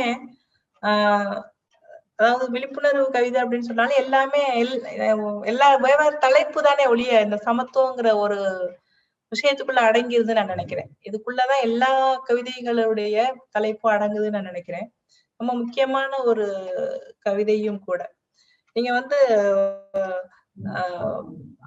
15ஆம் நூற்றாண்டுல துவங்கின ஒரு கருப்பர்களுக்கு எதிரான ஒரு மிகப்பெரிய வாணிகம், அதுல 19ஆவது நூற்றாண்டு வரைக்கும் மிகப்பெரிய அளவிற்கு ஒரு கொடூரமான 100 கோடி ஆப்பிரிக்கர்கள் விற்கப்பட்டதும், அவங்களுடைய வாழ்க்கை செதஞ்சு போனது, அவங்களுடைய அடையாளங்கள் இல்லாமல் போனது, அது எல்லாத்தையும் மீட்டெடுக்கக்கூடிய ஒரு முயற்சி ஒரு குறிப்பிட்ட காலகட்டத்துல கலைகளாகவும் இலக்கியமாகவும் கவிதைகளாகவும் மாறிச்சு. அது ஒரு நீக்ரோ மூவ்மெண்ட்னு சொல்லுவாங்க. இந்த கவிதையில அந்த கருப்பர்கள் போலீஸ்காரரை பார்த்துட்டு அந்த கருப்பர்களுடைய மனநிலை என்னவா இருக்கு அப்படிங்கிறத நம்ம ரொம்ப அழகா அந்த ஒரு வரி தான். அந்த ஒரு வரி ஒரு மிகப்பெரிய ஒரு வரலாற்றையும் மிகப்பெரிய யதார்த்தம், இன்னைக்கு இருக்கக்கூடிய யதார்த்தத்தையும் ஒரே சமயத்துல நினைவுபடுத்தக்கூடிய ஒண்ணா மாறுது. வந்து சமீப காலத்துல நடந்த ஒரு விஷயமா இருக்கட்டும், ஒரு கருப்பர் வந்து எப்படி வந்து கொலை செய்யப்பட்டாரு பொதுவெளியில அப்படிங்கிறதையும், அல்லது பல நூற்றாண்டுகளாக கருப்பர்களுக்கு எதிராக நடந்த அநீதிகளையும் சேர்த்து வந்து நினைவு கூறக்கூடிய ஒரு கவிதை. சமத்துவத்தை வந்து பாடக்கூடிய ஒரு கவிதை. சமத்துவத்தை பாடுறதுங்கிறது நம்முடைய மனிதர்களுடைய ஒவ்வொருவருடைய கடமையா இருக்குன்னு நினைக்கிறேன். அது கவிதைக்குள்ள நம்ம அதை பாடும் பொழுது அதுக்கு தனி வேல்யூ வந்துருது, தனி அர்த்தம் வந்துருது, தனி வலிமை வரக்கூடிய ஒண்ணா இருக்கு. அது வீரியமிக்க ஒண்ணாவும் மாறுது. கற்பர்கள் தங்களுடைய இன்னைக்கு இருக்கக்கூடிய சூழ்நிலையில அவங்க தங்களுடைய அடையாளத்தை மீட்டெடுக்கக்கூடிய இடத்துல இருக்காங்க. இன்னொரு பக்கம் வந்து என்னுடைய கருப்பு நிறத்தையே நான் வந்து கொடியாக தூக்கி உயர்த்தி பிடிக்கிறேன்னு சொல்லக்கூடியவர்களாக இருக்காங்க. அல்லது என் மீது நீங்கள் இந்த சமூகம் சுமத்தி இருக்கக்கூடிய பிற மதிப்பீடுகளை அதை எல்லாத்தையும் வந்து தூக்கி எறியக்கூடிய ஒரு காலகட்டத்துல வந்து அவங்க நின்றுகிட்டு இருக்காங்க. அதை நம்ம இந்த நூற்றாண்டிலும் நம்ம வந்து அவர்களுக்கு எதிரான இந்த நடைமுறை சார்ந்த யதார்த்தத்தை பார்த்துட்டு இருக்கோம். நான் இந்த சமயத்துல ஒரே ஒரு கவிதை ஒண்ணு நான் வாசிட்டேன்னு நினைக்கிறேன். இந்த கவிதை எனக்கு வந்து நிச்சயமா அந்த ஐரோப்பிய இலக்கியங்கள் அல்லது அவங்களுடைய வரலாறு இது எல்லாத்தையும் அந்த ஒரு வரி எனக்குள்ள கிளர்த்து செஞ்சுச்சுன்னு நான் நினைக்கிறேன். அதுக்கு நான் ஐயாவுக்கு நான் ரொம்ப நன்றி குறிக்கிறேன். அது லாஸ்டன் ஹியூஸோட ஒரு கவிதை. அதாவது, புதிய தலைமுறையைச் சேர்ந்த கருப்பு கலைஞர்களான நாங்கள் எங்களது தனிப்பட்ட கருப்பு தோல் போர்த்திய பண்புகளை எவ்வித பயமோ வெட்கமோ இன்றி வெளிப்படுத்த முனைகிறோம். நாங்கள் அழகானவர்கள் என்று எங்களுக்கு தெரியும், அசிங்கமானவர்கள் என்றும் தெரியும். முரசுகள் சில நேரம் சிரிக்கின்றன, சில நேரம் அழுகின்றன. நாங்கள் எங்களுக்கு தெரிந்த முறையில் எங்களுக்கான நாளைய கோயில்களை கட்டுகிறோம் அப்படின்னு சொல்லி லாங்ஸ்டன் ஹியூஸ் சொல்லியிருப்பார், பாடியிருப்பார். அப்படிப்பட்ட ஒரு சமத்துவமின்மையை சுட்டக்கூடிய ஒரு அழகான கவிதையை நீங்க வந்து வாசிச்சிருக்கீங்க. இங்கே நம் நாட்டை பொறுத்த அளவிற்கு இன்றைக்கும் நம்ம வந்து ஜாதிங்கிற ஒரு கட்டுமானத்துல அந்த மிகப்பெரிய அளவிற்கு சிக்குண்டு போய் கிடக்குறோம். ஜாதி ரீதியாக ஒவ்வொரு மனிதர்களையும் நீ மேலே கீழே அப்படின்னு நம்ம பிரித்து வச்சு இன்னைக்கு அந்த மிகப்பெரிய ஒரு கொடூரமான ஒரு காலகட்டத்தை நம்ம நோக்கி திரும்ப பயணம் செய்யறோமோ அப்படிங்கிற ஒரு பதட்டத்தை நம்ம பார்த்துட்டு இருக்கோம். நிச்சயமா தந்தை பெரியார் எப்படி வந்து தொடர்ந்து ஜாதிக்கு எதிராக இயங்கினாரோ அது போன்ற ஒரு போராட்டத்தையே நம்ம படைப்புகளுக்குள்ள இங்கேயும் தொடர்ந்து முன்னெடுக்க வேண்டிய ஒரு கடமை இருக்கு எல்லாருக்கும். அது ஒவ்வொரு நாட்டு கவிஞர்களுக்கும் அதற்கான கடமை இருந்துகிட்டே இருக்கு. ஒரு ஜாதி அடக்குமுறைக்கு எதிராக நாம வந்து எப்படி ஒரு கவிதைகள் வாசிக்கணும் படைக்கணும்னு நினைக்கிறோமோ அதே போல உலகம் முழுக்க அந்தந்த இடங்களில் நிகழ்த்தக்கூடிய அடக்குமுறைக்கு எதிராக சமத்துவமின்மைக்கு எதிரான கவிதைகளையும் இலக்கியங்களையும் படைக்கிறதுங்கிறது நம்முடைய கடமைகளாக இன்னும் மிஞ்சி இருக்கு நான் நினைக்கிறேன். மிக நல்ல கவிதை. வாழ்த்துக்கள்.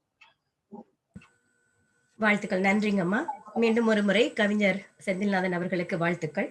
அடுத்ததாக, தமிழருக்கு எதில் வேண்டும் விழிப்புணர்வு, சமூக நலனில் வேண்டும் என்று கவி பாட வருபவர் சுபா காரைக்குடி. இவரை பற்றிய சிறு குறிப்பு.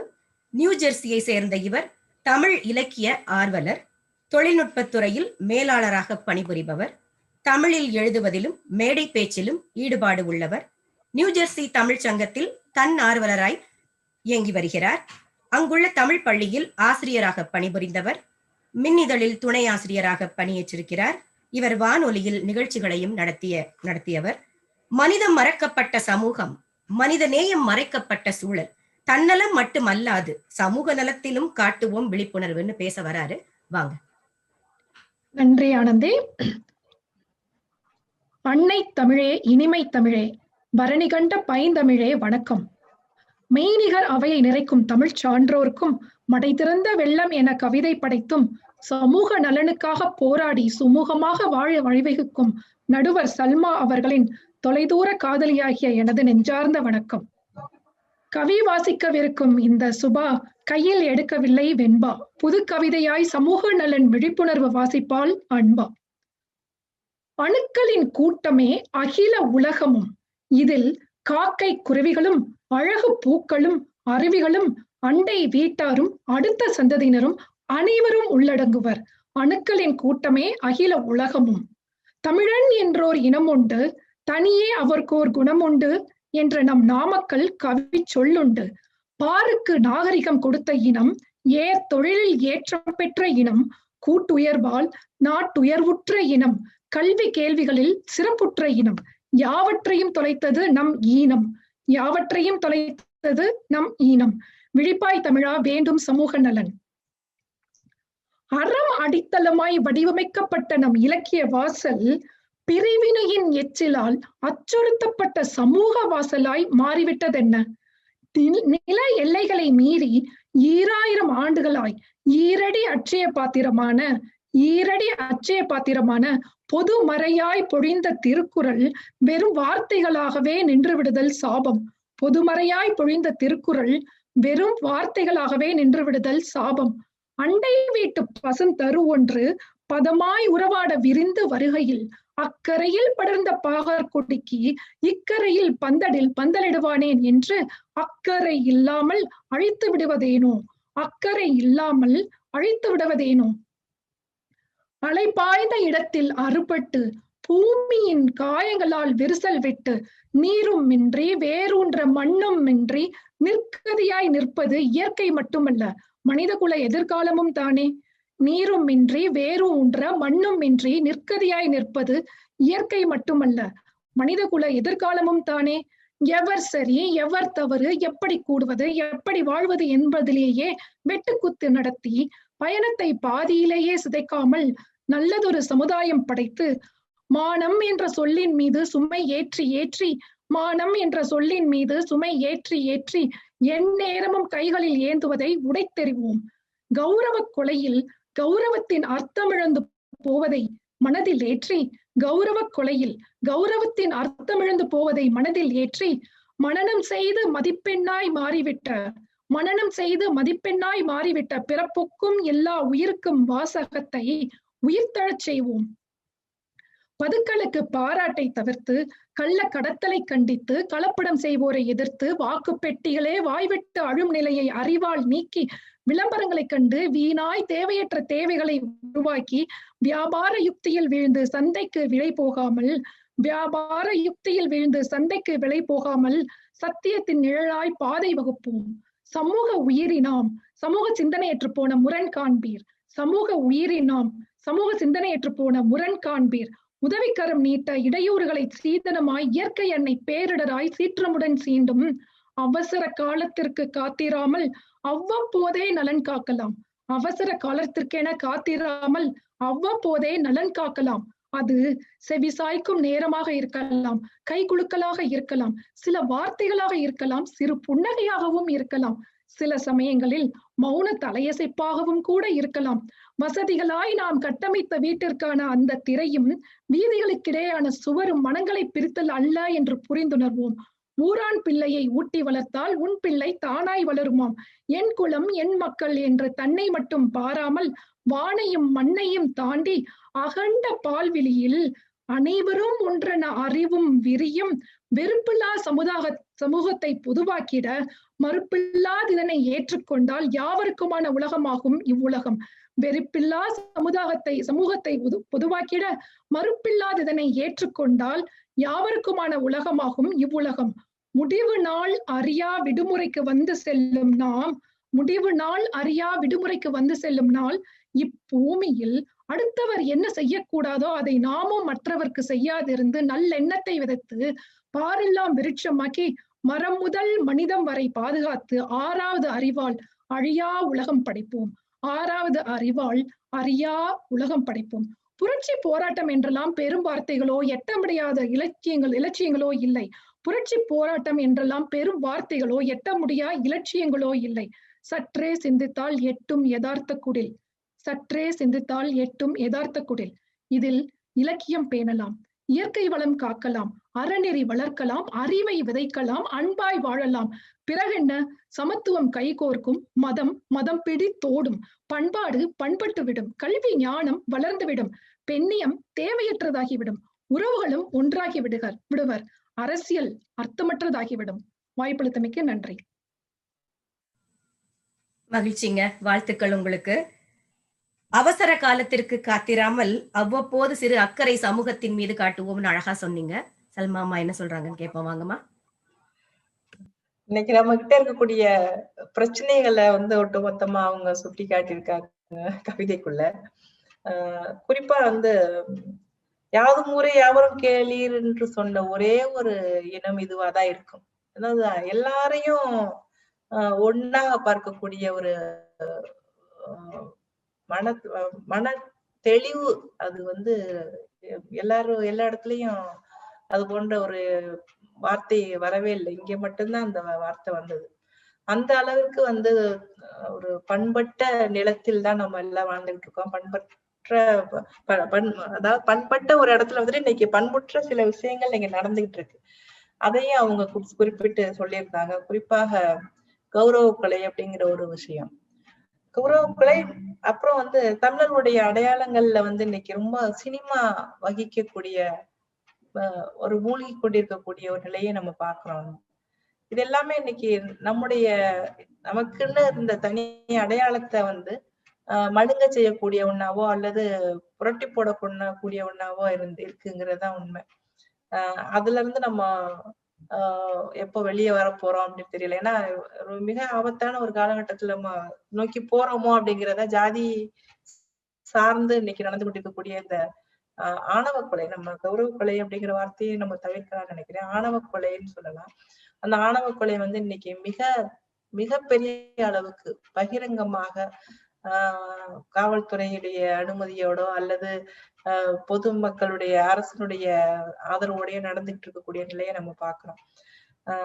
நம்முடைய தமிழர்களுடைய பண்பாட்டில் வந்து அந்த பண்பாட்டில் அல்லது நம்முடைய வாழ்க்கை முறையில வந்து இது போன்ற விஷயங்கள்ல இருந்து நம்ம வெளியில் வர வேண்டிய, போராடி விழிப்புணர்வை உருவாக்கக்கூடிய அல்லது போராடி வெளியில் வர வேண்டிய ஒரு காலகட்டமா இருக்குன்னு நான் நினைக்கிறேன்.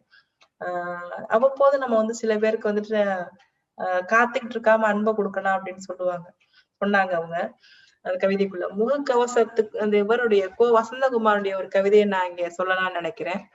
முகக்கவசத்துக்குள் பூத்து அங்கேயே உதிர்ந்து விடுகிறது யாருக்கும் பயனற்ற ஒரு புன்னகை அப்படின்னு சொல்லி வசந்தகுமாரனுடைய ஒரு கவிதை ஒண்ணு சமீபத்துல படிச்சேன். அப்படிதான் இன்னைக்கு நம்ம வந்து நம்முடைய முகக்கவசம்ங்கிறது நமக்கு ஆறுதல் தர முடியாத அல்லது அடுத்தவர்களுக்கு நம்முடைய சிநேகத்தை தர முடியாத ஒண்ணாக இந்த காலகட்டத்துல நம்ம வாழ்ந்துகிட்டு இருக்கோம். நண்பர்களை நம்ம சந்திக்க முடியாத ஒரு காலகட்டத்துல வாழ்ந்துகிட்டு இருக்கோம். அல்லது யாரையும் தொட்டு பார்க்க கூடாது அல்லது அரவணைச்சுக்கிற கூடாது அப்படிங்கிற ஒரு காலகட்டத்துல வாழ்ந்துகிட்டு இருக்கோம். ஆனா அது எல்லாத்தையும் நம்ம வந்து இல்லாம அது கோவிட்ங்கிறது மட்டும் இல்ல, நமக்குள்ள இருக்கக்கூடிய மனத்தடைகள், விருப்பு வெறுப்புகள், ஜாதிய ஏற்றத்தாழ்வுகள், இப்படி பல்வேறு விஷயங்கள் நம்மிடம் இருக்கக்கூடிய உயர்வான தன்மைகளை இன்றைக்கு மாற்றக்கூடிய ஒண்ணா இருக்கு. அதுல இருந்து நம்ம வெளியில வர வேண்டிய விழிப்புணர்வை நம்ம விவாதத்தை நம்ம தொடங்கணும்னு நினைக்கிறேன். இந்த கவிதை அதைத்தான் சொல்லியிருக்கு. வந்து ஏதோனும் ஒரு தளத்தில் இருந்து நம்முடைய அன்பை பகிர்ந்துக்குவோம் அல்லது நம்முடைய சமத்துவத்தை பேணுவோம், நம்முடைய வரலாற்றை நம்ம மீட்டெடுப்போம், நம்முடைய பண்பாட்டை வந்துட்டு அடுத்த கட்டத்துக்கு கொண்டு போவோம் அப்படிங்கிற ஒரு கவலை அத்தனை கவிதையும் அந்த கவிதைக்குள்ள அத்தனை கவலைகளையும் அவங்க வெளிப்படுத்தியிருந்தாங்க. ரொம்ப சந்தோஷம். வாழ்த்துக்கள். நன்றிங்கம்மா, மிக்க நன்றி. வாழ்த்துக்கள் சுபா. அடுத்ததாக தமிழருக்கு எதில் வேண்டும் விழிப்புணர்வு, அந்த வரிசையில் உறவுகளில் வேண்டும் விழிப்புணர்வு அப்படின்னு கவி பாட வரவர் செந்தில்குமார் பழனிசாமி. இவரை பற்றிய சிறு குறிப்பு. மிஷிகனில் தகவல் தொழில்நுட்ப பொறியாளராக பணியாற்றி வருகிறார். தமிழ் மீது கொண்ட ஆர்வத்தினாலும் தனது கற்பனையின் தூண்டுதலினாலும் கவிதைகள் படைத்து வருகிறார். இசையின் மீது இவருக்கு அதிக ஈடுபாடு. தன் நண்பர்கள் அமைத்து வரும் மெட்டுகளுக்கு பாடல்கள் எழுதி வருகிறார். கதம்பம் இதழில் இவரின் கவிதைகள் வந்துள்ளது. மரபு இலக்கணம் கற்று வெண்பா ஆசிரியப்பா எழுதி வருகிறார். புலனக்குழுவில் வெண்பா பயிற்சியும் அளித்துள்ளார். உறவான உன்னதங்கள் உண்டு, ஓகைகள் உண்டு. தொடர்கதையாய் விடுகதையாய் போன உறவுகளும் உண்டு. உள்ளன்பு உணராத உதாசீனங்களும் உண்டு. இருக்கும் போது மதிக்காத ஏளனங்களும் உண்டு. இப்படி பல இருக்கு உறவுகள்ல. இவர் எதுல வேண்டும் விழிப்புணர்வுன்னு சொல்ல வராரு. வாங்க செந்தில், உங்க கவிதையை தாருங்கள். நன்றி. தலைமை கவி சல்மா அவர்களுக்கும் அனைவருக்கும் வணக்கம். கவிதையின் தலைப்பு உறவுகள். பிறந்த பொழுது பரிசு தந்து முத்தமிட்டு கொஞ்சிய சொந்தங்கள், பிறந்த பொழுது பரிசு தந்து முத்தமிட்டு கொஞ்சிய சொந்தங்கள், பெரிதாய் வளர்ந்த பின்னும் வாய் நிறைய வாழ்கவென வாழ்த்துவீராக. அச்சில் செய்த பொம்மையல்ல மனிதன், ஒன்றை போலவே மற்றொன்றும் இருந்துவிட. அச்சில் செய்த பொம்மையல்ல மனிதன், ஒன்றை போலவே மற்றொன்றும் இருந்துவிட. உறவுகளின் ஒப்பீடு வழக்குழிந்து போவதாக. இங்கே காதலுக்கு தேவையானவை ஒரு ஆணும் ஒரு பெண்ணும் மட்டுமே. இங்கே காதலுக்கு தேவையானவை ஒரு ஆணும் ஒரு பெண்ணும் மட்டுமே. மற்றவை அனைத்தும் உங்களின் தேவையில்லாத பட்டியலில் சேர்வதாக. பெற்றோர் உடன் பிறந்தாரோடு மொத்தமாய் உறவருந்து தனித்து வாழ்ந்தடின், பெற்றோர் உடன் பிறந்தாரோடு மொத்தமாய் உறவருந்து தனித்து வாழ்ந்தடின், கருணை இல்லத்தில் கூடி வாழ்வோரை அனாதை என்று சொல்லாதிருப்பீராக. செல்லும் இடமெங்கும் கூட்டத்திற்காய் அஞ்சி குடும்ப பாரம் எண்ணி சலித்துக் கொண்டாலும், செல்லும் இடமெங்கும் கூட்டத்திற்காய் அஞ்சி குடும்ப பாரம் எண்ணி சலித்துக் கொண்டாலும், குழந்தை இல்லா உறவினரை பற்றி புலம்பாதிருப்பீராக. நீங்கள் நீங்களாய் எவ்விடத்தும் இயல்பாய் இருந்து விடுங்களேன், நீங்கள் நீங்களாய் எவ்விடத்தும் இயல்பாய் இருந்து விடுங்களேன். குறைந்தபட்சம் பச்சோந்தி என்பது பள்ளியின் இனமாக மட்டும் அறிய கடவதாக. உறவுகள் என்றும் கவனமாக கையாளவும் என்னும் குறியீட்டை உள்ளடக்கி வருபவை. உறவுகள் என்றும் கவனமாக கையாளவும் என்னும் குறியீட்டை உள்ளடக்கி வருபவை. அவற்றை பக்குவமாக கையாள பழகுவீராக. இறந்த பின்னே வந்து பார்க்கும் உறவுகளின் கணக்கை விடவும் இருக்கும் போதே வந்து பார்க்கும் உறவுகளின் கணக்கே பெரியது. இறந்த பின்னே வந்து பார்க்கும் உறவுகளின் கணக்கை விடவும் இருக்கும் போதே வந்து பார்க்கும் உறவுகளின் கணக்கே பெரியது. அதிலே நாமும் ஓர் எண்ணிக்கையாக, அதிலே நாமும் ஓர் எண்ணிக்கையாக. வாய்ப்பிற்கு நன்றி, வணக்கம். அருமை அருமை செந்தில். காதலுக்கு தேவை ஆணும் பெண்ணுமே, மற்றதெல்லாம் தேவையற்ற பட்டியலில் சேர்ப்பீராகன்னு அழகா சொன்னீங்க. அம்மா என்ன சொல்றாங்கன்னு கேட்போம், வாங்கம்மா. உறவுகள் அப்படிங்கறதெல்லாம் இன்னைக்கு வந்து ஒரு எல்லாமே ஒரு விதமான செயற்கைத்தனமானதோ சுயநலம் சார்ந்த ஒண்ணாவோ இன்னைக்கு எல்லாருமே தனி மனிதர்களாக வாழக்கூடிய ஒரு காலகட்டத்தில் நாம வாழ்றோம்னு நினைக்கிறேன். ஏன்னா ஒரு விதமான ஒரு தனிமைக்குள்ளதான் எல்லாருமே வாழ்ந்துகிட்டு இருக்கோம். எவ்வளவுதான் வந்து உறவு அப்படிங்கிற விஷயம் இருந்தாலும் கூட, எத்தனை உறவுகள் கூட இருந்தாலும் கூட, யாரும் யாரோடும் இல்லை. அதுதான் உண்மை. ஒரு மிக புகழ்பெற்ற ஒரு தமிழ்ல ஒரு நாவல், உமா மகேஸ்வருடைய நாவல் வந்து இந்த கவிதையை வாசிக்கிறப்போ எனக்கு கவிதையுடைய பூனைக்குட்டி வந்து குறுக்க அதாவது அந்த யாரும் யாருடனும் இல்லை அப்படிங்கிற ஒரு நாவலுடைய ஒரு தலைப்பு எனக்கு ஞாபகம் வருது. அதுதான் உண்மையும் கூட. அப்படி ஒரு நிலை உருவாகி இருக்கு இன்னைக்கு காலகட்டத்துல. நம்ம அப்படி ஒரு வாழ்க்கையை வாழ்ந்துட்டு இருக்கோமோங்கிற ஒரு பரிதவிப்பை வந்து இந்த கவிதை வந்து உணர்த்தக்கூடிய ஒண்ணா இருக்கு. வந்து எல்லாத்தையும் நம்ம வந்து சில ஒவ்வொரு உறவுகளையும் நம்ம சிக்கலாக்கி வச்சிருக்கோம் அப்படிங்கிறதுதான் உண்மையும் கூட. ஏதேனும் ஒரு அளவுகளோட கணவன் மனைவியுடைய உறவாக இருக்கட்டும், அல்லது குழந்தைக்கும் பெற்றோருக்கும் இடையில இருக்கக்கூடிய உறவாகட்டும், எல்லாமே வந்து ஒரு விதமான எதிர்பார்ப்போ அல்லது அளவுகளோட தான் நம்ம தொடர்ந்து மாறிக்கிட்டு இருக்குன்னு நான் நினைக்கிறேன். நிச்சயமா அது ஒரு அன்புங்கிற ஒரு விஷயத்தையும் நேசம்ங்கிற ஒரு விஷயத்தையும் மட்டுமே வச்சு ஒரு உறவுகள் கட்டமைக்கப்படும் பொழுதுதான் இது போன்ற ஒரு நிலை மாறும்னு நான் நினைக்கிறேன். நல்ல கவிதை, வாழ்த்துக்கள். மகிழ்ச்சிமா, நன்றி, வாழ்த்துக்கள் செந்தில். அடுத்ததாக தமிழருக்கு எதில் வேண்டும் விழிப்புணர்வு, இதன் வரிசையில் பண்பாட்டில் வேண்டும் விழிப்புணர்வு அப்படின்னு தன்னோட கவிதையை தர வராங்க வினோபிரியா. இவர்களை பற்றிய சிறு குறிப்பு. சிகாகோவில் 7 வருடங்களாக வசித்து வருகிறார். மென்பொறி துறையில் வேலை செய்து வருகிறார். தமிழ் ஆர்வலர். பகுத்தறிவை இழந்து நம் பண்பாட்டை மறந்து திரியும் காலம். இழந்து கொண்டிருக்கும் பண்பாட்டை இனியாவது மீட்டெடுப்போம் என பண்பாட்டில் வேண்டும் விழிப்புணர்வு என்று கவி பாட அழைக்கிறேன். வினோபிரியா, வாங்க. நன்றி தோழர். தோழர்கள் அனைவருக்கும் தமிழ் புத்தாண்டு மற்றும் பொங்கல் திருநாள் மற்றும் திருவள்ளுவர் தின வாழ்த்துக்கள். தமிழர்களுக்கு எதில் வேண்டும் விழிப்புணர்வு, பண்பாட்டில் என பகர வந்தேன். தமிழர் பண்பாடு தரணியெல்லாம் போற்றும் தனிப்பெரும் பண்பாடு, அறத்தின் ஆணிவேர், வீரத்தின் விளைநிலம். இது முகநூல் பதிவில் காணும் தமிழர் பண்பாடு. கவிதை திறத்திலும் காவிய படைப்பிலும் கட்டிடக் கலையிலும் இயற்கை அறிவிலும் 2000 ஆண்டுக்கு முன்னே இமயம் தொட்டவன் தமிழன்.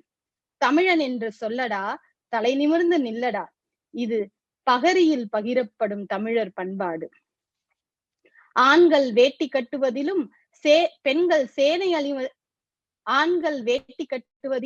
பெண்கள் சேலை அணிவதிலும் தலைவாழை விருந்திலும் தமிழ் விழாக்களில் காப்பாற்றப்படுவதாய் கருதப்படும் தமிழர் பண்பாடு. வெறும் பரம்பரை பெருமைகளில் பழங்கதை பகிர்வதில் தழைப்பதில்லை பண்பாடு. வெறும் பரம்பரை பெருமைகளில் பழங்கதை பகிர்வதில் தழைப்பதில்லை பண்பாடு. அன்றாட வாழ்வின் அடித்தளம்தான் பண்பாடு. பாவாணர் கூற்றில் பண்பாடு என்பது திருந்திய ஒழுக்கம், நாகரீகம் என்பது திருந்திய வாழ்க்கை. பாவாணர் கூற்றில் பண்பாடு என்பது திருந்திய ஒழுக்கம், நாகரீகம் என்பது திருந்திய வாழ்க்கை. தேசம் கடந்த மானுட பார்வையில் சிந்தனை செறிவில் சிறகடிக்க வேண்டும் தமிழர் பண்பாடு. தேசம் கடந்த மானுட பார்வையில் சிந்தனை செறிவில் சிறகடிக்க வேண்டும் தமிழர் பண்பாடு. கல் தோன்றி மண் தோன்றா காலத்தே முன் தோன்றிய மூத்த மொழி. கல் தோன்றி மண் தோன்றா காலத்தே முன் தோன்றிய மூத்த மொழி. குறும் செய்தி அனுப்பிவிட்டு பிள்ளைக்கு பெயர் வைக்க தமிழ் பெயர் வேண்டாம் என்றும். பெயரில் தெரிகிறது நம் பண்பாட்டு பரிதாபம். தாய்மொழியின் முதுகெலும்பை உடைத்துக் கொண்டு ஆதிக்க மொழிக்கோளின் பொய்யழகில் மயங்குகின்றோம். கூனி நடக்க தொடங்கிவிட்டோம். இறப்பை கொண்டாடும் இனமானமில்லாத ஈன பிறவிகளாய் பண்பாட்டு படையெடுப்பால் பரிணமித்து நிற்கின்றோம். பல நூறு தமிழறிஞர் பல்வேறு சான்று காட்டி தை முதல் நாளே தமிழர் புத்தாண்டென்று 1/2 நூற்றாண்டுக்கு முன் அறிவித்த பின்னாலும், பல நூறு தமிழறிஞர் பல்வேறு சான்று காட்டி தை முதல் நாளே தமிழர் புத்தாண்டென்று 1/2 நூற்றாண்டுக்கு முன் அறிவித்த பின்னாலும் புராண புழுகுகளில் புதைத்திட்டோம் பண்பாட்டை. பிறப்பில், திருமணத்தில், இறப்பில் இழந்து விட்டோம் உண்மை பண்பாட்டை. பிறப்பில், திருமணத்தில், இறப்பில் இழந்து விட்டோம் உண்மை பண்பாட்டை. பொய்யான சடங்குகளில், பொல்லாத சாத்திரத்தில் சமத்துவம் மறந்து வாழ்கின்றோம். சரியென அதையும் ஏற்கின்றோம். பிறப்பொக்கும் எல்லா உயிர்க்கும் எனும் அறப்பால் அமுதம் தட்டிவிட்டு மனிதனுக்கு வர்ணம் பூசும் மனுவின் 4 வர்ண நஞ்சை அள்ளி குடிக்கின்றோம். பிறப்பொக்கும் எல்லா உயிர்க்கும் எனும் அறப்பால் அமுதம் தட்டிவிட்டு மனிதனுக்கு வர்ணம் பூசும் மனுவின் 4 வர்ணம் நஞ்சை அள்ளி குடிக்கின்றோம். கைக்கு விலங்கிட்டால் கண்ணில் தெரியும் என்று மூளைக்கு விலங்கிட்டு முட்டாளாய் வைத்த கதை 100 ஆண்டு கடந்த பின்னும் தொடர்வதுதான் சோகக்கதை. கைக்கு விலங்கிட்டால் கண்ணில் தெரியும் என்று மூளைக்கு விலங்கிட்டு முட்டாளாய் வைத்த கதை 100 ஆண்டு கடந்த பின்னும் தொடர்வதுதான் சோகக்கதை. மொழியில், கொண்டாட்டங்களில், வாழ்வியலில் விழிப்புணர்வு இல்லாவிட்டால் அடையாளம் தொலைத்துவிட்டு அகதிகளாய் அலைந்திடுவோம். மொழியில், கொண்டாட்டங்களில், வாழ்வியலில் விழிப்புணர்வு இல்லாவிட்டால் அடையாளம் தொலைத்துவிட்டு அகதிகளாய் அலைந்திடுவோம். சிந்தனையில் இதை ஏற்றி சீர்மை மிகு செயல்களை செய்திடவே தொடங்கிடுவோம். நன்று எது, தீது எது, நமது எது, மருள் எது என ஆராய்ந்தறியும் பேரறிஞரின் அறிவுப்படையாய் நன்று எது, தீது எது, நமது எது, மருள் எது என ஆராய்ந்தறியும் பேரறிஞரின் அறிவுப்படையாய் தமிழர்கள் பண்பாடு அமைந்திடவே வாழ்ந்திடுவோம். நன்றி, வணக்கம். அருமை, அருமை தோழி. கைக்கு விலங்கிட்டால் வெளியில் தெரிந்துவிடும் என்று மூளைக்கு விலங்கிட்டன்னு சொல்லி ரொம்ப அருமையா சொல்லியிருக்கீங்க. அம்மா என்ன சொல்றாங்கன்னு பாப்போம், வாங்கம்மா. நானும் அததான் சொல்லணும் அப்படின்னு நினைச்சேன். அதான் கைக்கு விலங்கிடுதல்ங்கிறது வந்துட்டு நமக்கு வெளியில தெரியக்கூடிய ஒரு விஷயம். ஆனா மூளைக்கு விலங்கிடுதல்ங்கிறது தான் மிக ஆபத்தான ஒரு விஷயம். இன்னைக்கு நம்முடைய கீழடி நாகரீகம்ங்கிறது நமக்கு எவ்வளவு ஒரு தொன்மையான வாழ்க்கை, ஒரு தாலி இல்லாத அல்லது கடவுள் இல்லாத ஒரு மிகப்பெரிய ஒரு தொன்மையான ஒரு நாகரிகமான சமூகம் தமிழர் சமூகம் அப்படிங்கிறத இன்னைக்கு உலகத்திற்கு அடையாளம் காட்ட கூடிய ஒரு நிலையில நம்ம அந்த ஆவணங்கள் இன்னைக்கு வந்திருக்கு. ஆனா அதை இன்னைக்கு இல்லைன்னு சொல்றதுக்கு பலரும் வந்து மறைப்பதற்கான முயற்சி எடுத்துக்கிட்டு இருக்காங்க. அதுக்கு பின்னணியில தான் இது போன்ற நம்மை ஒடுக்குவதற்கான அல்லது நம்முடைய காத்திரமான விஷயங்களை எல்லாம் நம்ம கிட்ட இருந்து நம்முடைய அடையாளங்களை பறிப்பதற்கான அல்லது முடக்குவதற்கான வேலைகள் நடந்துகிட்டு இருக்கு. இன்னைக்கு தமிழ் இந்த கீழடியுடைய ஆய்வுகளையே வந்து தடுப்பதற்கான முயற்சிகளைத்தான் அந்த மத்திய அரசாங்கம் பாரிய சூழ்ச்சி இன்னைக்கு பண்ணிக்கிட்டு இருக்கு. நம்ம அதையெல்லாம் இவ்வளவு தொன்மையான ஒரு நாகரிகமான ஒரு சமூகத்திற்கு வந்து நம்ம வந்து நம்முடைய தனித்தன்மையை வந்து இழந்து விடக்கூடாதுங்கிற ஒரு பதட்டம் இந்த கவிதையில வெளிப்பட்டுச்சு. ஏன்னா நம்முடைய தனித்தன்மைங்கிறது இந்தியாவுக்கே வழிகாட்டக்கூடிய ஒரு மாபெரும் விஷயங்களாக தான் இருந்திருக்கு. ஏன்னா ஒரு கடவுள் நம்பிக்கை இல்லாத அல்லது தாலி இல்லை அப்படிங்கிற விஷயம்லாம் நீங்க வந்து கொஞ்சம் கூட வந்து மற்ற சமூகத்தோடு நம்ம இணைச்சு நிக்க முடியாத அளவுக்கு மிக உயர்வான இடத்துல இந்த சமூகம் இருந்திருக்கு, பண்பட்ட ஒண்ணா வாழ்ந்திருக்கு அப்படிங்கிறத இந்த கவிதை வந்து சொல்லுது. ஆனா இன்றைக்கு அதை எப்படி வந்து மாற்றுவதற்கான ஒரு சூழல் உருவாக்கப்பட்டுகிட்டு இருக்கு, அதற்கான சூழ்ச்சிகள் நடந்துகிட்டு இருக்கு அப்படிங்கிறதையும் சகோதரி ரொம்ப அழகா சொல்லியிருக்கீங்க. நிச்சயமாக நம்முடைய மொழியை இழந்தோம் என்றால் மொழிதான் நம்ம இணைக்கக்கூடிய ஒரே ஒரு கருவியாக இருக்க முடியும். ஒரு இனத்தை அழிக்க வேண்டும் என்றால் முதலில் மொழியில் கை வைப்பார்கள் என்று சொல்வார்கள். அப்போ நம்முடைய மொழியை, நம்முடைய அந்த அடையாளத்தை எவர் தடுத்தாலும் நம்ம வந்து அதை எதிர்த்து நின்று நம்ம மீட்டெடுக்க வேண்டிய ஒரு கட்டாயம் இருக்கு. அப்பதான் வந்து நம்முடைய அடையாளத்தை நம்ம பத்திரப்படுத்த முடியும், நம்முடைய பண்பாட்டை நம்ம பாதுகாத்துக்க முடியும். இந்த கவிதை வந்து ரொம்ப ஒரு கோர்வையாக நம்முடைய பிரச்சனைகளை, இன்னைக்கு இருக்கக்கூடிய சூழ்நிலைகளையும் அரசியல் புரிதலோடு முன் வச்சிருக்கு. ரொம்ப சந்தோஷம். வாழ்த்துக்கள். நன்றிங்கம்மா. வாழ்த்துக்கள் தோழி. சிறப்பாக சென்று கொண்டிருக்கும் இந்த கவியரங்கத்தினை ஊடக வழியாகவும் கண்டு கொண்டிருக்கும் அனைத்து நல்ல உள்ளங்களுக்கும் ஒரு முறை நன்றி சொல்லிக் கொள்கிறோம்.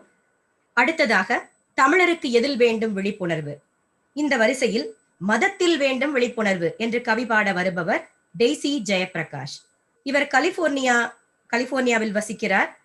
2 மகன்களுக்கு தாய். இவர் கணவர் வளைகுடா பகுதி தமிழ் மன்றத்தின் முன்னாள் தலைவர், கவிதை பட்டிமன்ற பேச்சாளர், கவியரங்க தலைமைகள் வகிப்பது, நிகழ்ச்சியை ஒருங்கிணைப்பது இவருக்கு பிடித்த விஷயம். தமிழ் பள்ளியில் தன்னார்வலர் ஆசிரியராக இருந்து வருகிறார். சாலமன் பாப்பையா, ராஜா பட்டிமன்றங்கள் மற்றும் அப்துல் காதர், அறிவுமதி ஐயா இவர்களுடைய கவியரங்குகளிலும் பங்கு பெற்றவர். மதத்தின் பெயர் சொல்லி மனித நேயம் இழந்த மாக்கள் காலம், அந்த மதத்திலே வேண்டும் விழிப்புணர்வு என்று கவி பாட வருகிறார் டெய்சி. வாங்க டெய்சி. வணக்கம். தண்டமிழர் திருநாளில் உழவர் பெருநாளில் தேன்மொழி தமிழில் கவி பாட வந்த யாவருக்கும் என் வணக்கம். புதுநெல்லின் மனத்துடனே புதுப்பானை பொலிவுடனே பச்சரிசி வெல்லமுடன் அக்கார அடிசலின் அசத்தும் சுவையுடன் அதிகாரமான தலைப்பு தந்த திணை அமைப்புக்கும் அனைத்து திணைகளின் சார்பாய் ஓர் நன்றி. என கலிக்கப்பட்ட தலைப்பு இற்றைய தமிழனுக்கு ஏற்றதொரு விழிப்புணர்வு எதில், மதத்திலா என்பதே. மதம் ஏறாமல் மதமற்று இருந்த ஆதித்தமிழன் மாண்புற்றிருந்தான் அற்றைய நாளில். யாதும் ஊரே யாவரும் கேளீர் என்று யாவரின் வாழ்வும் ஓர் நிலையாய் நின்றது. தெல்லிய தமிழை அமிழ்ந்தெடுத்த தொல்லியல் காப்பியமும் தெல்லியல் தமிழை அமிழ்ந்தெடுத்த தொல்லியல் காப்பியமும் அறத்தினை மரத்தினை அள்ளி பூட்டிய புறத்தினை புறநானூறும் அறத்தினை மரத்தினை அள்ளி பூட்டிய புறத்தினை புறநானூறும் அகத்தினை அழகியல் வாழ்வினை எடுத்து எம்பிய அகநானூறும் செவ்வியல் கருத்தை அறவாழ்வை செதுக்கிய செப்பிய உலகப் பொதுமறையாம் மதம் அற்றதே. செவ்வியல் கருத்தை அறவாழ்வை செதுக்கிய செப்பிய உலகப் பொதுமறையும் காட்டிய வாழ்வு மதம் அற்றதே. பலத்தினை கவிகளும் பின்னிய 11 கீழ்கணக்கும் பல்நெடு காலமாய் பன்னெடு அடுக்கத்தில் பாடிய பாணர்களும் பொதுவாய் வாழ்ந்தனர் மதம் ஏறாமலே.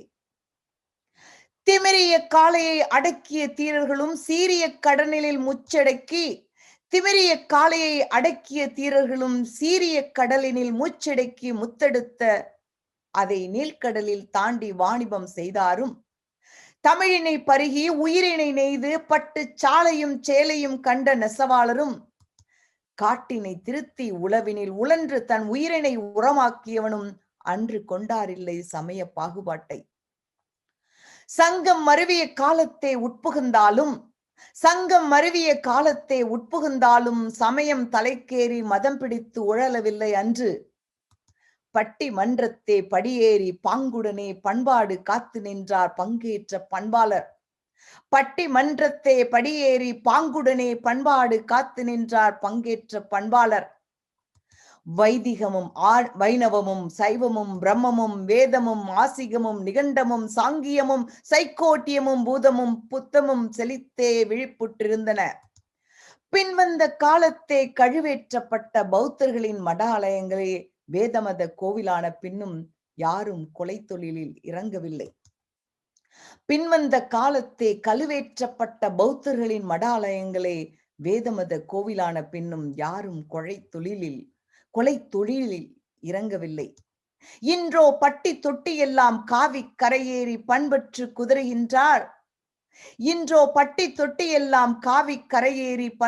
குதிரைகின்றார். குடியாண்மையே கொல்லுகின்றார்.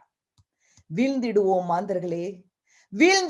மாந்தர்களே, வீண் பெருமை நமக்கு வேண்டாம். நம்மை வீழ்த்திடும் மதவெறியும் தேவையில்லை.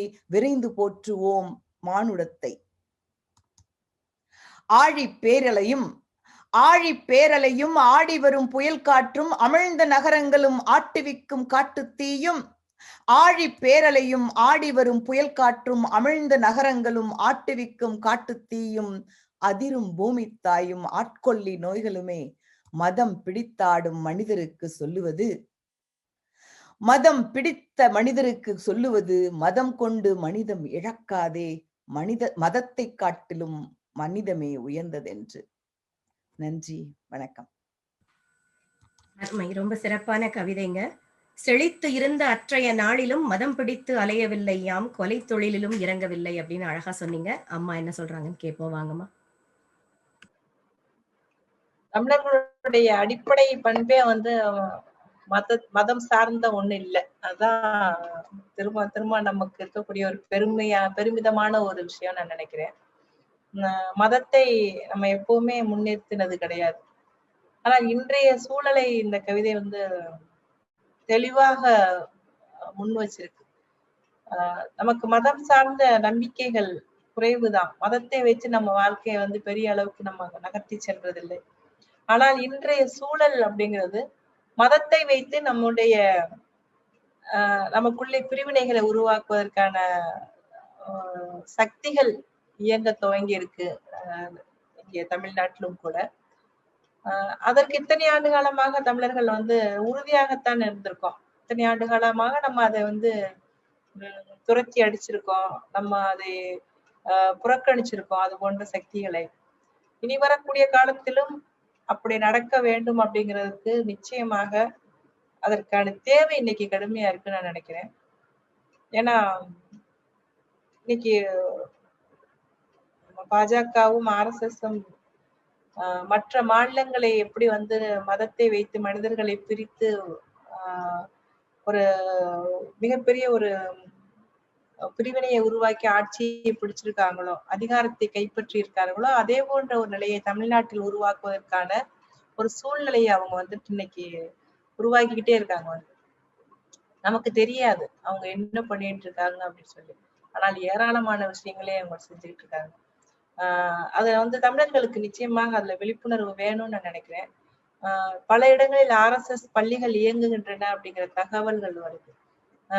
அதற்கு 80 ஸ்கூலுங்கிறாங்க அல்லது 400 ஸ்கூலுங்கிறாங்க. எல்லா இடத்துலயுமே அவர்களுடைய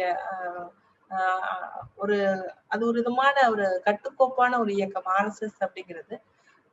மதத்தை வந்து அது எப்படி வந்து அவங்க நுட்பமாக மனிதர்களிடம் அவங்க விதைப்பாங்கங்கிறத வெஸ்ட் பெங்கால்ல அதை நம்ம எல்லாம் பார்த்தோம். அது மிகப்பெரிய அளவுக்கு அவங்க ஊடுருவாங்க, மக்களோட ஊடுருவாங்க, மக்களோட மக்களாக வாழ்வார்கள். அப்படியே அதை கொண்டு வருவாங்க அவங்க மனதுல பக்கத்துல இருக்கக்கூடியவர்கள. அப்படிப்பட்ட ஒரு சூழ்நிலையில நம்ம வந்து இந்த கவிதை வந்து நுட்பமாக வந்து அது விஷயத்த பேச முயற்சி செய்யுது. அதாவது நமக்கு அதுல விழிப்புணர்வு வேண்டும் அப்படிங்கிறத. ஏன்னா இந்த விழிப்புணர்வுங்கிறத வந்து நம்ம இதுல நம்ம விழிப்புணர்வை தவற விட்டோம் என்றால் நிச்சயமாக நம்ம பேசிட்டு இருக்கக்கூடிய நம்முடைய பண்பாடு, தமிழர் அப்படிங்கிற ஒரு அடையாளம், தமிழருடைய கலாச்சாரம், தமிழ் இனத்தினுடைய தனித்துவம் எல்லாத்தையுமே இழந்துருவோம். ஏன்னா நம்ம மதத்தை வச்சு நம்ம எப்பவுமே ஒண்ணு சேர்க்கப்படலை. ஆனா மதத்தை வைத்து நம்ம பிரிக்கப்படுவோம் என்றால் நிச்சயமாக அது ஒரு மிகப்பெரிய நம்ம அடையாள சிதைவாகவும் அது மாறும் அப்படிங்கிற ஒரு துயரத்தை வந்து இந்த கவிதைக்குள்ள சொல்லியிருக்கீங்க. ரொம்ப முக்கியமான ஒரு கவிதை. நம்ம எல்லா கவிதைகளுக்குள்ளேயும் ஒண்ணு சேர்ந்து நம்ம பாக்குறது ஒண்ணுதான். சமத்துவம் அல்லது சமூக நீதிக்கான ஒரு பயணம்ங்கிறது ஒவ்வொரு கவிதையும் ஒவ்வொரு விதத்துல நம்ம பேசியிருக்கு.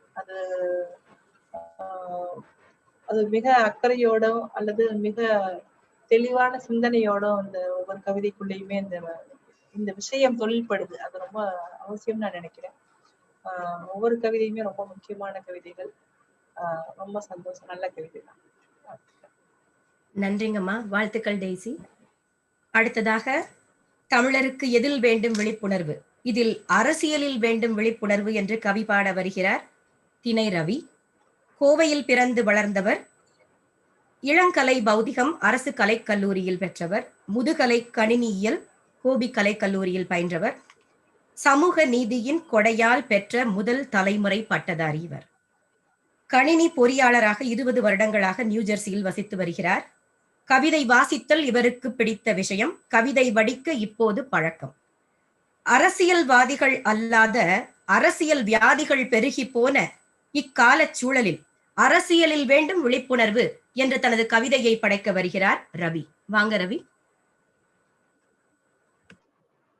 அனைவருக்கும் வணக்கம்.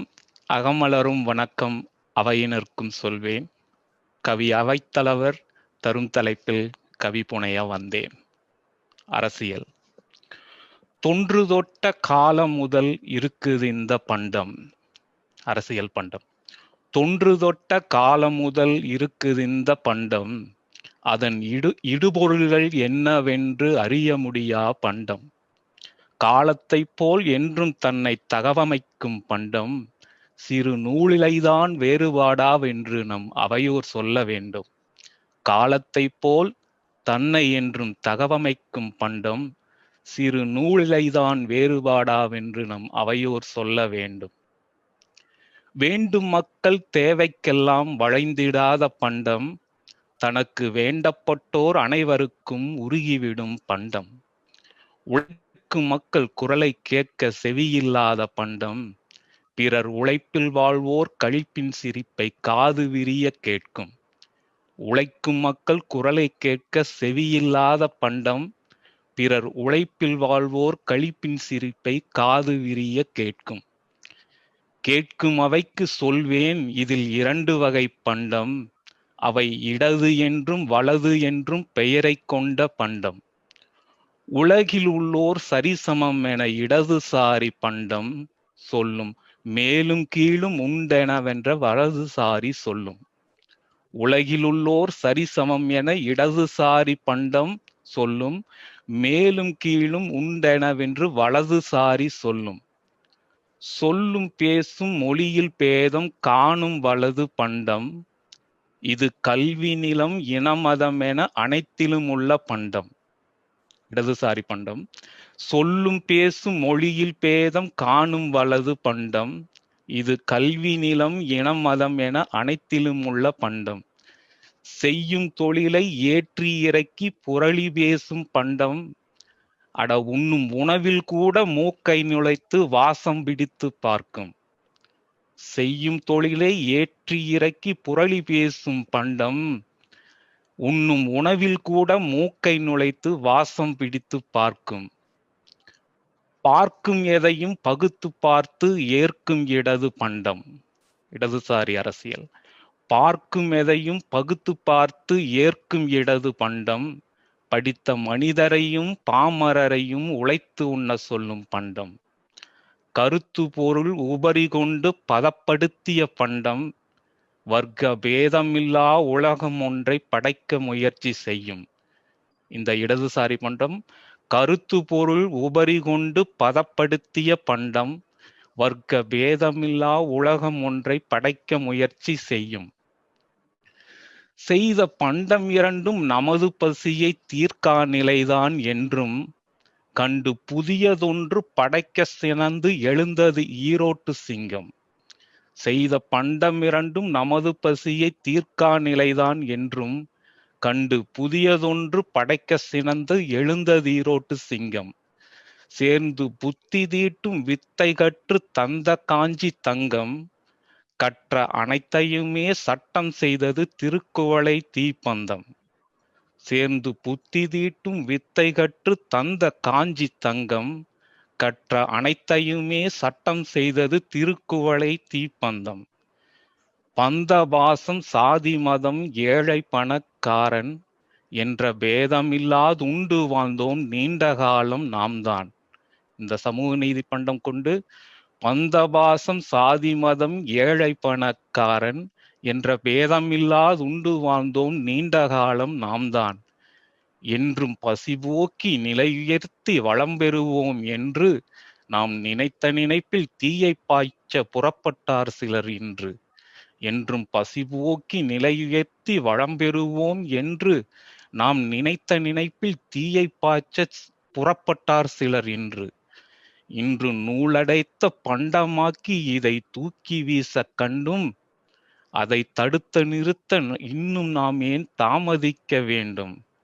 இன்று நூலடைத்த பண்டமாக்கி சிலர் தூக்கி வீச கண்டும் அதை தடுத்து நிறுத்த இன்னும் நாம் ஏன் தாமதிக்க வேண்டும். அதற்கு வழி நாம் அனைவருமே ஆயுதம் எடுக்க வேண்டும்.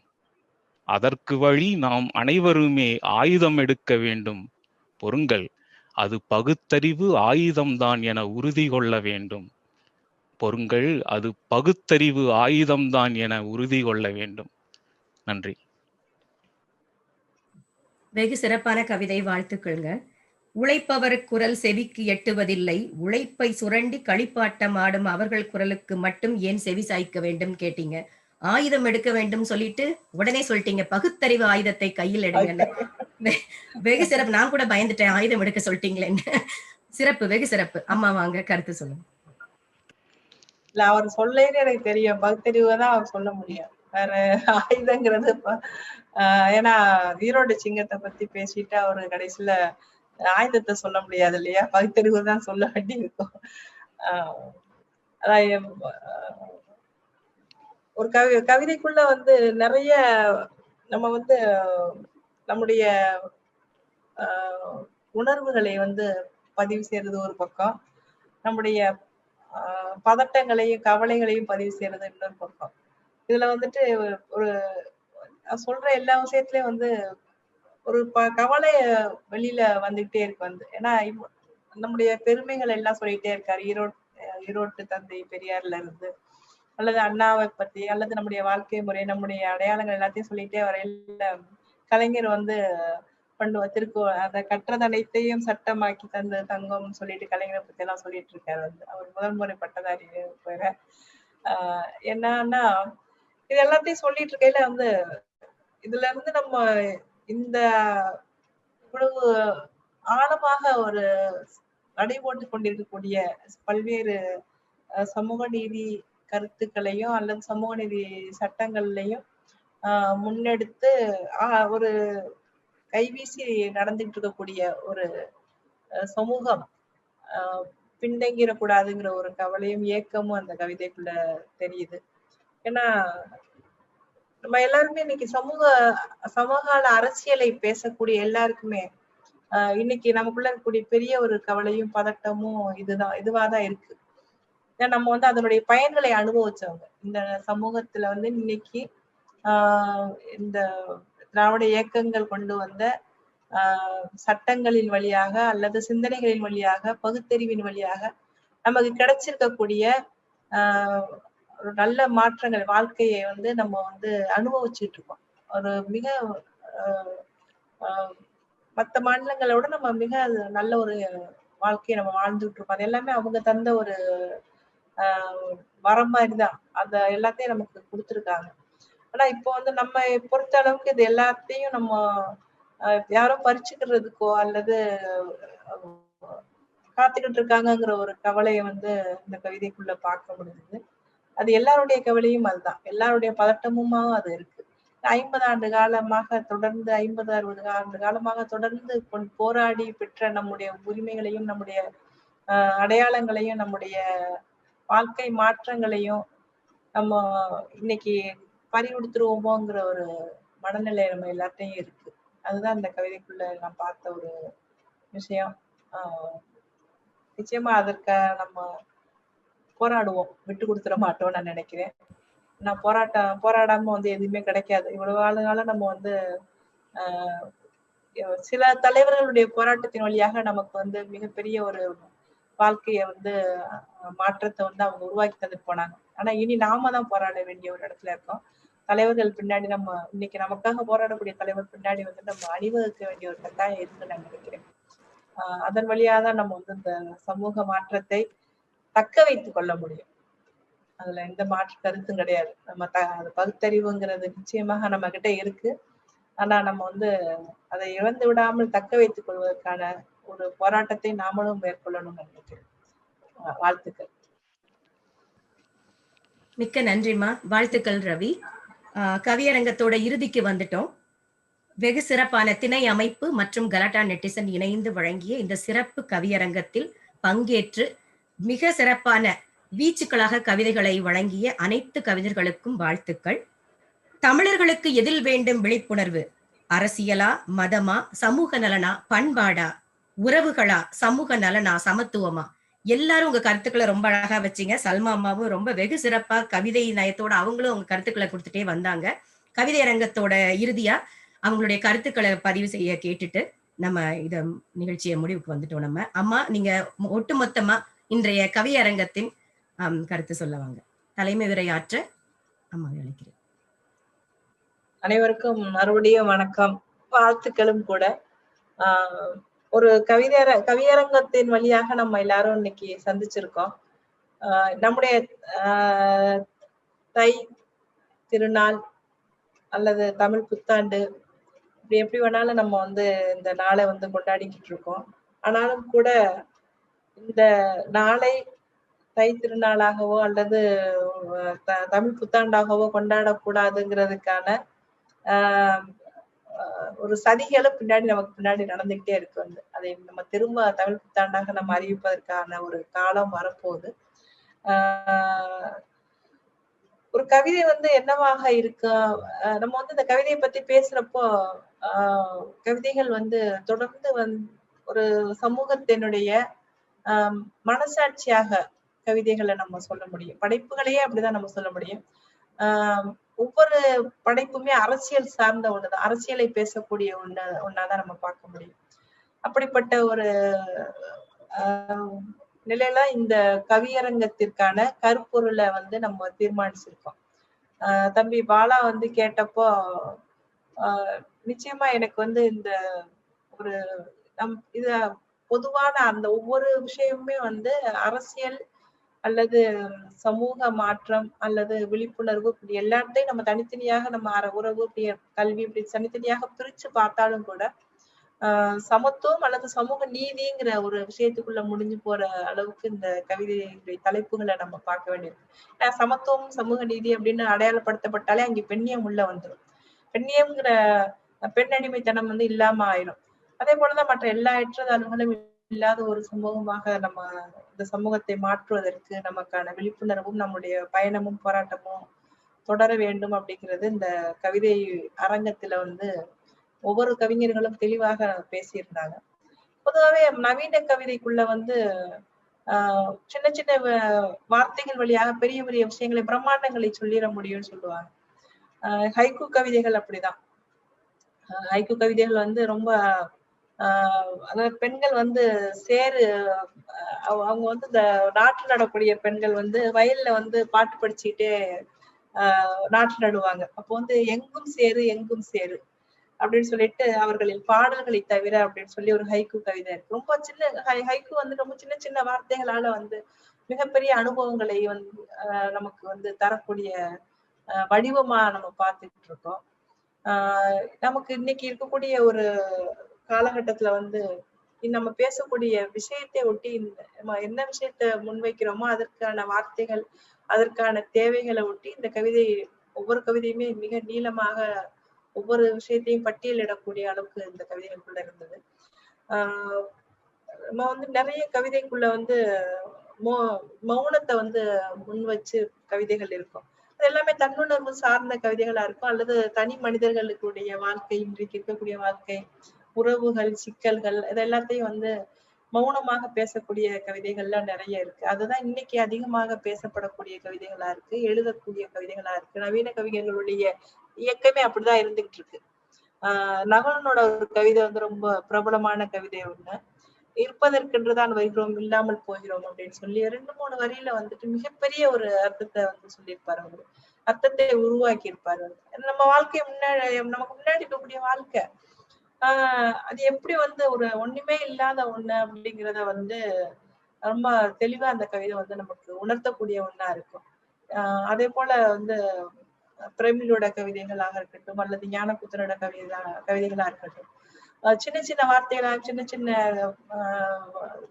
சின்ன கவிதையா இருந்தாலும் அந்த மிகப்பெரிய பிரம்மாண்டமான விஷயத்தை நமக்குள்ள உணர்த்திட்டு போகக்கூடிய கவிதைகளா இருக்கும்.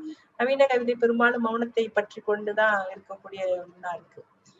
ஆனா நம்முடைய கவிதைகள் வந்து நம்ம அப்படி பேச முடியாது. அது வந்து விடுதலையை அல்லது மானுடத்தை வேண்டக்கூடிய கவிதைகள் அல்லது முழக்கங்களாக நம்ம அந்த கவிதைகளை முன்வைக்கிறோம். அதனால இந்த கவிதைகள் வந்து பல்வேறு வார்த்தைகளாலும் பல்வேறு கருத்துக்களையும் பல்வேறு விதமான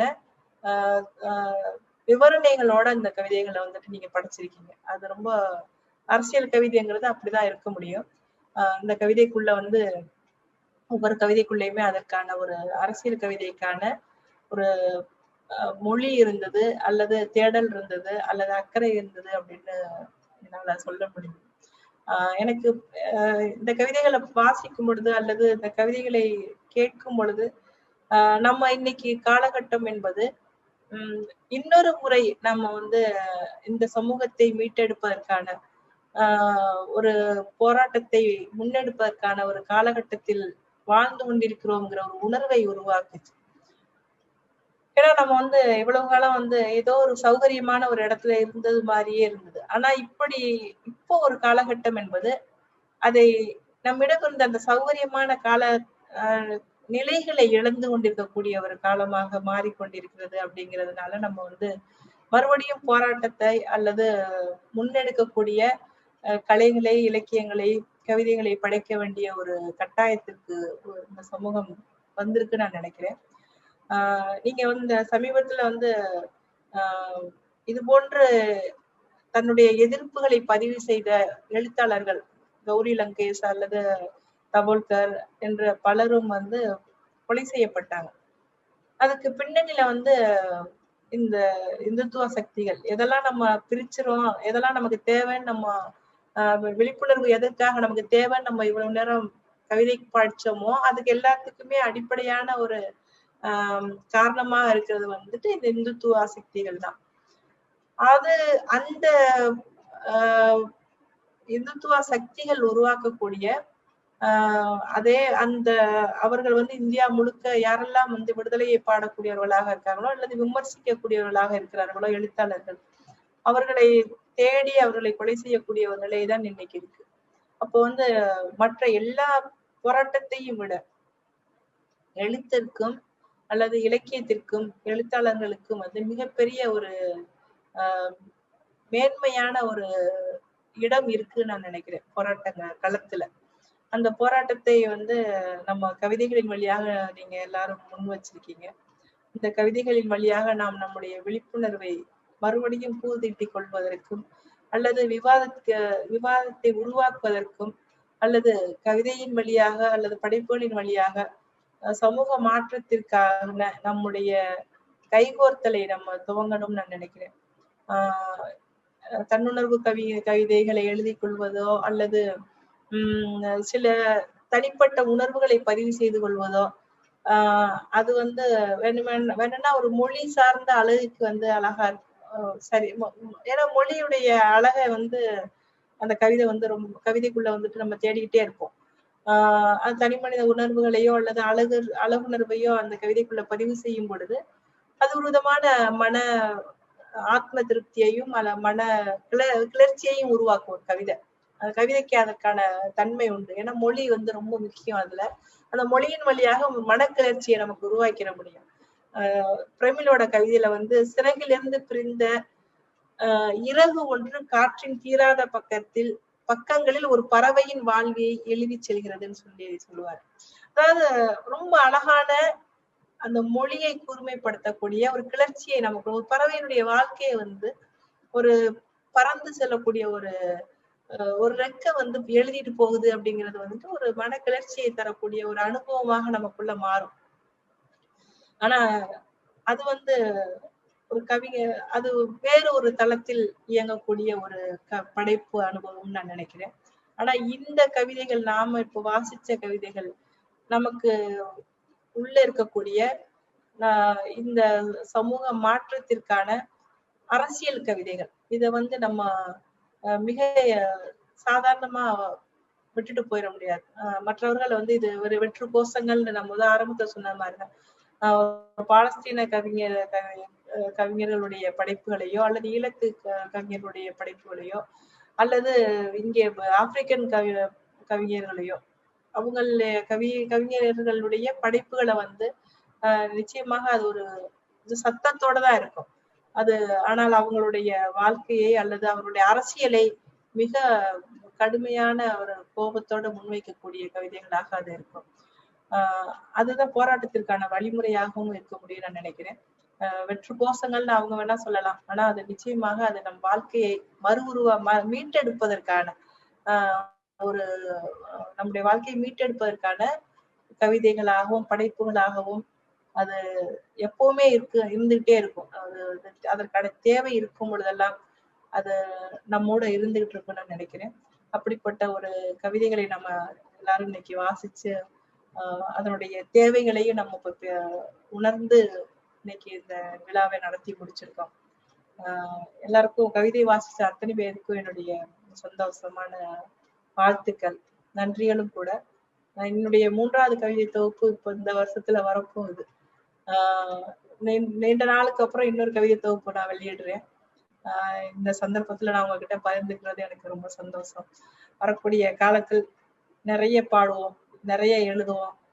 நம்மை பற்றி நம்முடைய உணர்வுகளை நம்முடைய அரசியலை நம்ம பேசாம வேற யார் பேச முடியும் என்று உங்ககிட்ட சொல்லிட்டு ரொம்ப சிறப்பான ஒரு அனுபவமாக இது இருந்தது. ரொம்ப நன்றி. தம்பி வாலாவிற்கு தனிப்பட்ட முறையில் நன்றி. ஐயா சோம இளங்கோவன் அவர்களுக்கும் என்னுடைய நன்றிகள். கவிதை வாசிச்ச ஒவ்வொருத்தருக்கும் என்னுடைய வாழ்த்துக்களும் நன்றிகள். நன்றிங்கம்மா, மிக்க மகிழ்ச்சி. கவியரங்க தலைமை திருமிகு சல்மா அவர்களின் தலைமை உரை வெகு சிறப்பாக இருந்தது. அவங்க சொன்ன மாதிரி தேடலை தொடர்வோம், நம்ம தெளிவு பிறக்கும் வரை பகுத்தறிவு மை கொண்டு விழிப்புணர்வு கவிதைகள் வடித்த கவிஞர்கள் அத்துணை பேருக்கும் மீண்டும் ஒரு முறை வாழ்த்தும் வணக்கமும். உங்க 3ஆம் தொகுப்பிற்கு எங்கள் மனமார்ந்த வாழ்த்துக்கள் அம்மா. திணை அமைப்பின் சார்பிலும் கலாட்டா நெட்டிசன் சார்பிலும் மிகுந்த வெற்றி அடைய வாழ்த்தி வணங்குகிறோம் உங்கள் கவிதை நூலுக்கு.